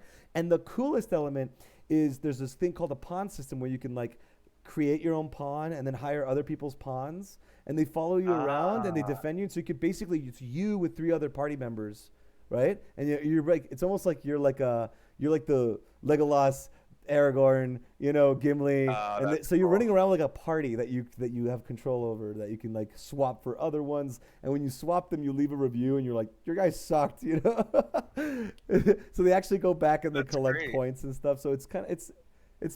I played a little bit of it when it first came out, and at the time I just like didn't have time or anything. And then I saw it was on sale in the Switch store, and I was like, that would be a good game to have on the Switch, because it's sort of like Explore. And I got it, and I was like, Sure. it's really fun, really cool. That's So awesome. I pop that in once in a while. All right, next question. Milk. So Your many name's cool Milk now, games. by the way. Oh no. Sad Showing. face. I have a question about acting. Do you have any tips when it comes to bringing a character to life? Anything would help. I'm gonna say Glimic or Glymac, but which one should I say? I'll say Glimic. Glimmick sounds Yeah. right. Um, how about this? I'll say one from acting, and if you want, because I know you're an actor as well. But also you can, especially in your case, like tell from a directing standpoint, what would be a good tip for actors, right? I think you'd be better Yeah. at giving that kind of tip. Is Glimmick still here? Like, I guess I could, because there's the acting for the screen and then acting for the stage. But Right. Let's say screen for now, right? yeah, yeah. Mm-hmm. So, I mean, we kind of mentioned it before, but the biggest advice that I can give actors, and the advice that I work with actors mostly on set when I'm directing them, is to really try to understand your frame, the Mm-hmm. frame that you're in, where how far until my hand goes off camera in this direction, how far in this direction, how much room do I have above my head to act, and how far down does the camera go on my body. These questions will really limit or give you a sense of where you should be focusing your performance on. If you're in a super wide shot, you don't want to put so much of your emphasis as a character or the moment that's reading into your eyebrows, into these these micro twitchy feelings, because those are never going to read in this huge wide shot. If you want to get a sense of like nervousness, you might have a better chance in a wide shot to show how your hands are reacting or how Yeah. your feet are placed. Are you constantly placing them in a way that your character is ready to run away at a moment's notice, or are both feet facing inward towards an objective, kind of showing that there's like a confidence moving in that direction? You got to Are they scale the to performance, right? You have to exactly? scale the performance, and to do that, you have to really, like you said, be aware of where the camera is and like where your like when he says your lines, it's literally where in my space is literally the edge of the stage, Yeah, and Yeah, it's always good to do like little like border checks, like like where am I leaving the frame? I remember doing that a right. lot in Mutton Chops That with these little you. gestures can be here instead of out here. Exactly. So instead of going like, "Why are you doing that?" It's like, "Why are you doing that?" Hmm. That's an example. I'm just giving simple examples. But if I'm just an actor and it's like, okay, camera's over there, why are you doing that? Da, da, da. It's like half of your performance is being cut off. Right, So like, just stop. Like keep it in the like know your line. right, And exactly. play in Yeah, there. Play in there. so that's probably my biggest advice As for it, from acting that the I for acting from a directing standpoint, like from the yeah. I think especially because the director's the one looking there and being like, dude, you're off the fucking frame. Try that again. Um, uh, this is a very personal one. Like this kind of like something I kind of found for myself. Obviously, everyone's different. There's even in the world of acting different schools of acting, right? Um, but I think one thing that helps sometimes with certain characters is like it obviously depends on the character. Every character is different, but like one thing we did with Mutton Chops that was really relieving, like that was kind of like good to not worry about is like it was like me and Carlos were taking like a part of us that existed in us, like a little piece, and then like blowing that up, you know. And I'm not saying that you have to blow it up. I'm talking about the part that's in there already. Like instead of like, I don't like this idea that a lot of people are like, oh, that guy's a really good actor because he could really turn into different people. That's not necessarily what makes a good actor. That's a type of actor. That's a character actor, right? Like who could transform. But I don't want to. It's basically like a good tip is to don't over glamorize the character actor because there's all kinds like it's just kind of like bringing an authenticity to whatever role you're playing. Because then there might be some people who like catch themselves in a trap where they're trying to be all these different characters. When it's like, start with the parts that are in you already first, and see how you can like get so comfortable with using what's already there that you've kind of like become so comfortable managing that then you can start looking for new little pieces out there. I think that's just like a helpful mental health. Probably, it's kind of like not starting off with a triathlon and starting up with like a, with like a more localized, smaller race. It's, you know what I mean? Like, don't start with a fucking triathlon. Kind of like work your way up to that. If anything. Yeah, and things can translate too. Like to speak to that, it's like you might not have ever had to experience the loss of someone, you know what I mean? Mm-hmm. But you might have experienced the loss of an animal, or you Sure. might have experienced the loss of a friendship. Or loss of You a know what I friendship, mean? yeah, moving away or something. Even that you could Mhm. you could pull from those sort of similar places, right? Or a breakup. A breakup is similar. Yeah, breakup Often can too. be a similar sort of feeling that that person is completely gone from your life. So, Yeah. so just because you haven't experienced the emotion that you're trying to project doesn't mean that, to Tan's point, like there is something true there that you can pull on, Mm-hmm. that you can then sort of explode out and then reel in. That was something too that we talked a lot about on Mutton Chops, is let's overcast, let's go as crazy or as far as we can with this, because it's even with like guitar tuning, it's like it's always so much better to overdo it and then hone it back in than it is to try and Inch your way. You just waste hours in the day while you're on set doing that. right, So right. it is actually, I think, more efficient to overshoot it and reel back. And guitar tuning is a perfect comparison, right? Yeah.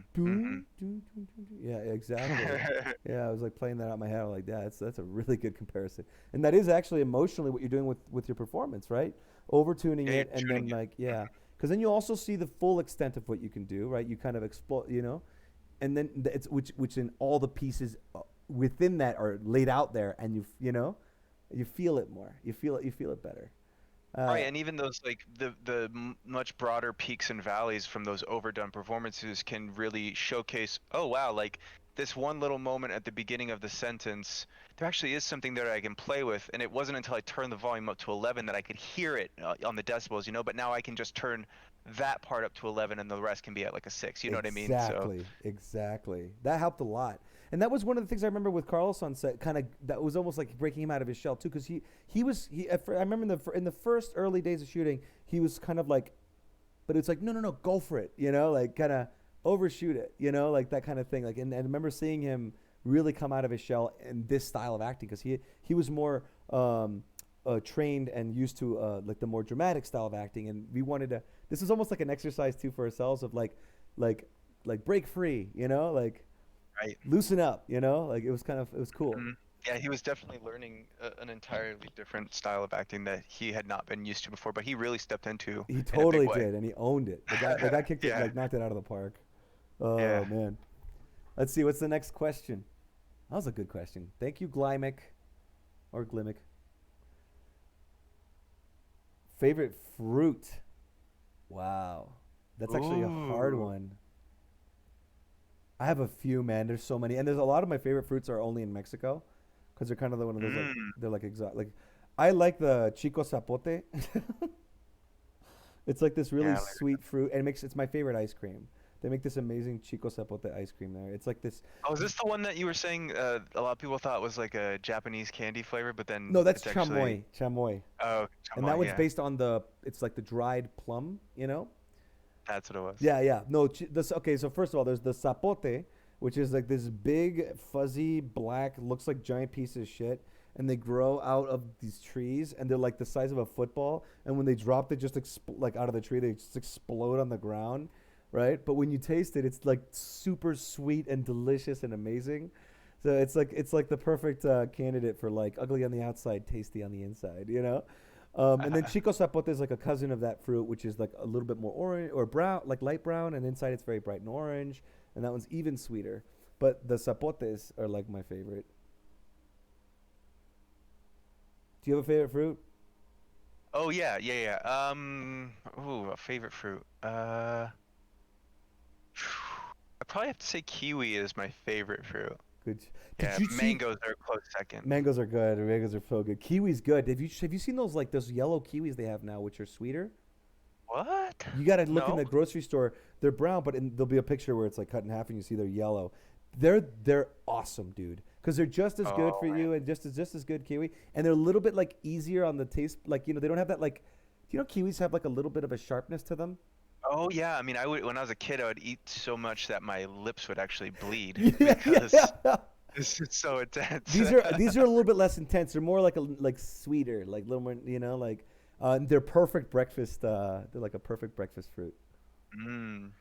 All right, well, I'm gonna have to check those out. That's my tip. Next question, Milk. Thanks, mononucleosis. Milk? That's like mono is their name, but mononucleosis. Last one? Isn't mononucleosis the process in which plants turn sunlight into? I'm just kidding. Turn sunlight into food. I'm just kidding.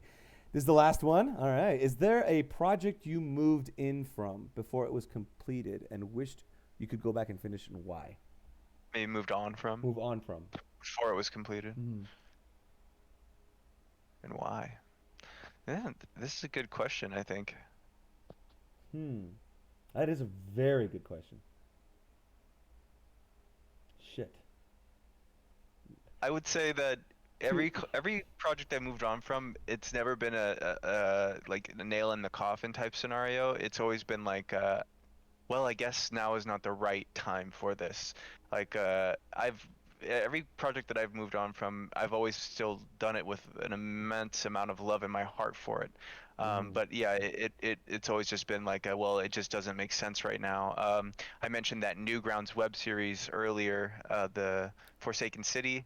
Like that was one that at the time there just wasn't really a path forward to work on it, and so we unfortunately had to move on from it. But it's something that's always been in my heart, like just like I love that. And then also there was an anime series that a self-produced anime series that is on Newgrounds, the first installment called Coden X, and it was something I wrote Is with that under that same great your name, input unknown? Input Unknown. On Yeah, Newgrounds? it's under that. Yeah. Yeah. How old were you when you made that? It was 2009, I want to So like say, or 19? maybe. Yeah, I guess so. Because we're Let me only like see. 1 month apart, aren't we? Yeah, we're 4 weeks apart. 4 weeks. Exactly. Yeah, I'm December, you're November, right? But Mm-hmm. same Let year. me see. Yeah. 2009. Yeah, 2009. But we had been writing it since like 2004. Like the very first teaser trailer we put on Newgrounds is like 2004. And Hell it was like yeah. an anime based on reincarnated the reincarnated spirits of the elements. And so what happened was Avatar came out, whereas like he was this reincarnated spirit of someone who could manipulate all the elements. But our story was these reincarnated spirit of the elements. And so it was just like there was too much overlap at the time. We were like, okay, we're kind of putting a cork in it because it Too was that similar. high fantasy, too similar, and it's like Damn. people were already starting to compare us, and we're like, but we've been writing this since 2000, like since Oh, I know. 2002. I've had that a lot I've had it a lot with some of my projects where they just basically like a movie came out that was too similar, you know? Right. Yeah. How about you? A project that I'd like to go back to and finish.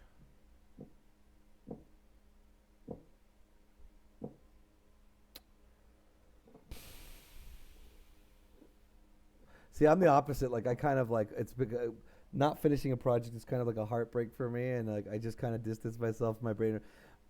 Because I had so many. Like I remember having like I wanted to do like an animated noir series called The Tea, and the only thing that came out of it was a cool little animated intro I made. But like it was like a little like a fun comedy noir right thing that would have been cool. And then like I guess some of them are still back burner ideas. I guess like Joy, like I'd love to make Joy, but Love Joy. yeah. There's like an animatic for the episode called Con Man that I guess I could go back. Like, I'd go back and finish would be nice. But really, really proud of that episode, the story, because like it's really means a lot to me what that one's about, because it's sort of about the main character Lloyd works at an office, and there's this guy at the office who's sort of this like smarmy jerk, and Lloyd fails at giving like he chickens out of giving like a presentation at a meeting. He chickens out because he wants to improve some things at the office, and he wants to like, here, I have an opportunity to pitch like an idea of how to improve things, but he chickens out. So while he's like, God damn it, I failed in the bathroom. This smarmy coworker's making fun of him because he and his friend are talking about like that. Don't worry, cheer up. We're gonna go to our favorite nerdy con. Anyway, it turns into this story about this like fake suck up to the boss is pretending to like this movie that That's right. the main character actually likes, you know, and then they find out that the boss likes it too. So that's why the guy's like, oh, I'm a big fan, even though he was just shit talking the convention. So it's kind of this interesting story about kind of like people who pretend to like things to get ahead, you know, and people who genuinely like the thing, you know. Right. And there's a lot to it. So if you want to see it, it's on my YouTube channel. Just look at Joy 3 Con Man. So good. And it's a cool little story. I'd like to finish animating that one day, I guess. One day or something. Whenever it becomes a show, I guess it could be an episode, but if it ever becomes a show. Was that the last question? That's it. Okay. Because I wanted to know, Chase, if you wanted to boink. We do have the event room though, so if you like of course this has already been a super long stream, so like the stream's good. I just mean we have the event room set up so people can personally ask questions. Oh, say you okay. guys missed So we it, could or, like, end the stream here on the Twitch stream and then just chat with people or whatever.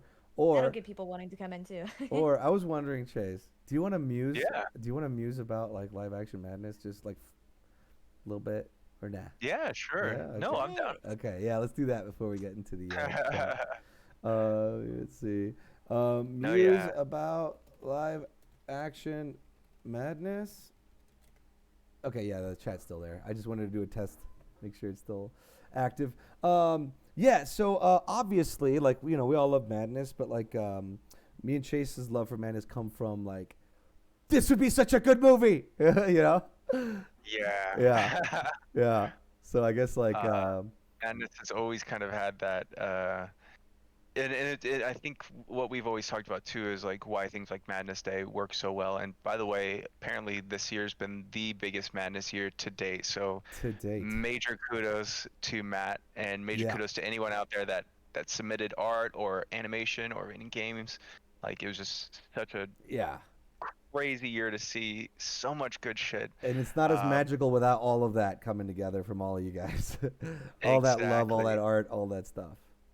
Exactly. And Madness, it really is this really cool playground that is so inviting to anyone at any stage of their animation prowess or art prowess, because the characters are so simplistic and so minimalistic that you can project your own artistic intentions onto them tenfold. You know, we love seeing art that was coming in that was as simple as the very first, or even less simple than the very first animations that we were seeing, and then seeing artwork that was ranging on photoreal in some cases. Oh, absolutely. I mean, the loading screens in the game now, they got one of the artists, and it's like they have these like super realistic portraits of the characters, like in dark shadows lighting, like with like 3D lighting shadow on the painting, you know.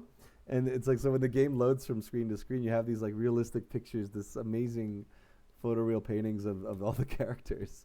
It's so dynamic in that way, and that's where it's like I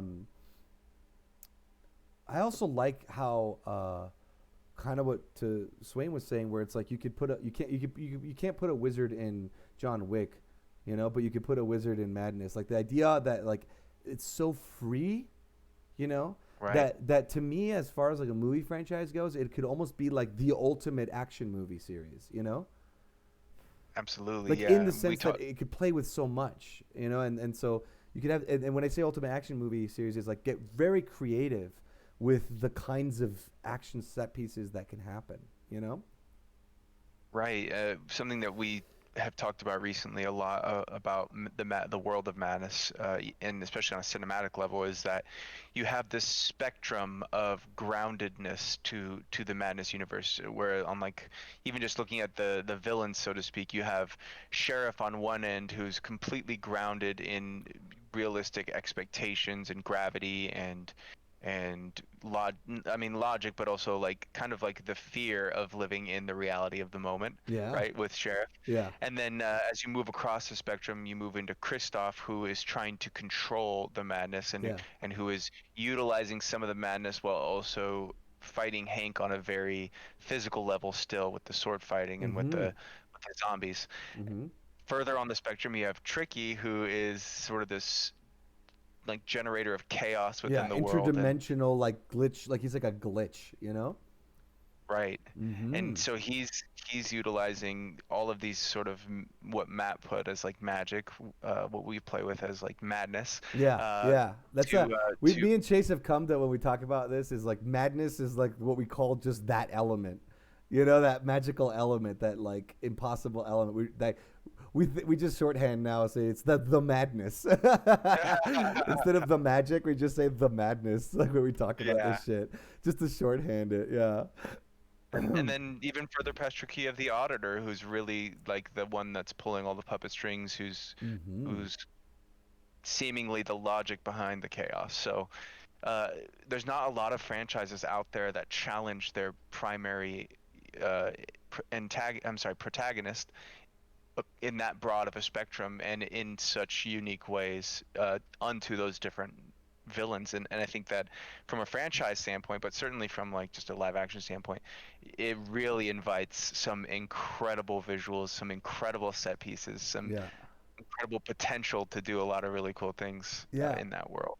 And that's another thing too, like me and Chase talk about, which I think is important. And this is just to echo what Madness already has built into it. Is like, I don't even consider Hank an anti-hero, right? Because people will throw that term. I know Swain mentioned it, and I know what he means by it, and I know what people mean by it. But like, I don't think like any of these characters are necessarily villains or heroes, right? Like it's kind of these like it's this kind of like ensemble of characters with each their own motivations that conflict and contrast and sometimes like line up.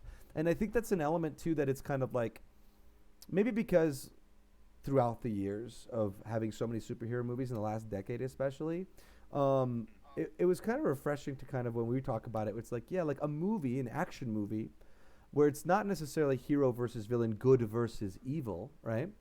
Like having again more of that freedom where it's just like if each story like just kind of leans on the perspective of the character in the moment, you know, and make that just an engrossing thing. That's something that I noticed, for example, Quentin Tarantino does in his movies, and the way he like sets up stories. Like these aren't characters about good people and bad people. These are a bunch of dudes kind of in the underbelly of society, and sometimes their motivations cross, and it's more about just the relationship between characters, right? So more than some broad like uh like scale, you know, that like that the whole story is sort of Morality. like it's not the dark side and the light side in Star Wars. It's not a superhero versus supervillain. It's like a bunch of these characters like stuck in this mad crazy world, and each their own kind of angle on how to like deal with it. And they, you know, I think that's a more exciting premise for a bunch of Madness movies, because then also everybody can kind of like pick their character, kind of the way people have their favorite characters and stuff, and just purely who the characters are, and not like, oh, I agree with this character. It's more like, it's not about agreeing. It's like, it's just like, I just like that character. And I think that that's what makes Quentin Tarantino movies like special, is that he just likes to make characters, and it's like you're not even necessarily judging them, you're just like embracing whatever that character is, you know. Right, exactly. No, that's a great point. Mm-hmm. And with that too, it's like going back to like we're not calling anyone really like heroes or villains. Like the truth of the matter is that like Hank, for better or worse, he doesn't always make the situation better. Yeah, he sometimes you know? fucks it up more. Yeah. Yeah, Right. like that's one thing that, and it's funny because even when we've talked about this for years, it's funny how a lot of people have similar takes on these characters, and it's amazing how much can be conveyed in these simple little puppets and the animations. But like, yeah, like I've talked to a lot of people, and they also agree. Like, and I used to think, oh, this is me and Chase probably overthinking this and turning this into a live action movie in our head. But when other people talk about it, it's like, yeah, Hank is like this like single-minded juggernaut, stubborn kind of guy, you know, like he just oozes that, you know, even the little puppet, you know, like it's, and I think that's something real strong about Madness. Like, and that's what a movie should lean into, you know? Like, Absolutely. hmm Yeah, I think that if you can figure out a way, if a creator can figure out a way to harness that, you just get a much more of an ensemble to that, because I think that just saying like this character's a bad guy needs to be dominated, like this character's a good guy that needs to win, you're missing out on a lot of the drama that comes from living in a world of madness where there is no there like I think we even talked about it, it's like there's no planning really, like there's so much that's just like pure reactionary to Hank, you know, like hmm that's where a character like Deimos comes in and can really fill that void that Hank is missing. And we talked too about how like Hank is kind of this you know, post civilization caveman, as a post technology caveman hmm who you know, his club is like a 9 millimeter. Yeah, exactly. And it's kind of like he's kind of the just tell me what to blow up or tell me what to shoot, you know, kind of guy. And so it's like Deimos, like being the more brainy techie guy. It's sort of like we talked about how it's kind of like Otacon and Snake's relationship a little bit, right? Which like he Totally. gives him like he's like, okay, you got to go here and this and that, you know, like but again, Although like, Deimos can hold his own a lot more than Otacon can. oh, right. Yeah, of course. But I just mean in the sense of like Hank would be the kind of guy that's like, just tell me what to shoot, you know, like, and Deimos is sort of like getting like digging deep and getting all the information, and then I almost feel like Sanford is almost like Deimos, the brain's like protector and bodyguard, you know. Right. You know, yeah. Absolutely. Because I actually think that to make Sanford unique from Hank, like I don't imagine Sanford to be kind of like stubborn or anything like that, or like Sanford's almost more like he's like a bodyguard, you know, like I think he should have like the bodyguard kind of vibe, like just looking out for his little friend, and do you know what I mean? Yeah, he's a protector. And he's very easygoing, like he's an easygoing dude, unless you know you threaten to cross that line he doesn't want you to cross, right? But like I do Right. imagine Sanford being kind of more just like yeah, whatever, yeah, it's cool, you know, like chill, you know. Yeah, which I like. But it's cool, like how, like, because then you start to imagine these characters, right? Like played by actors and stuff. But they're so strong that it's easy. It's easy to. The more we talk about It it, really is. it's kind of amazing how it's not very difficult to translate, you know, or to bring to life into that dimension, right?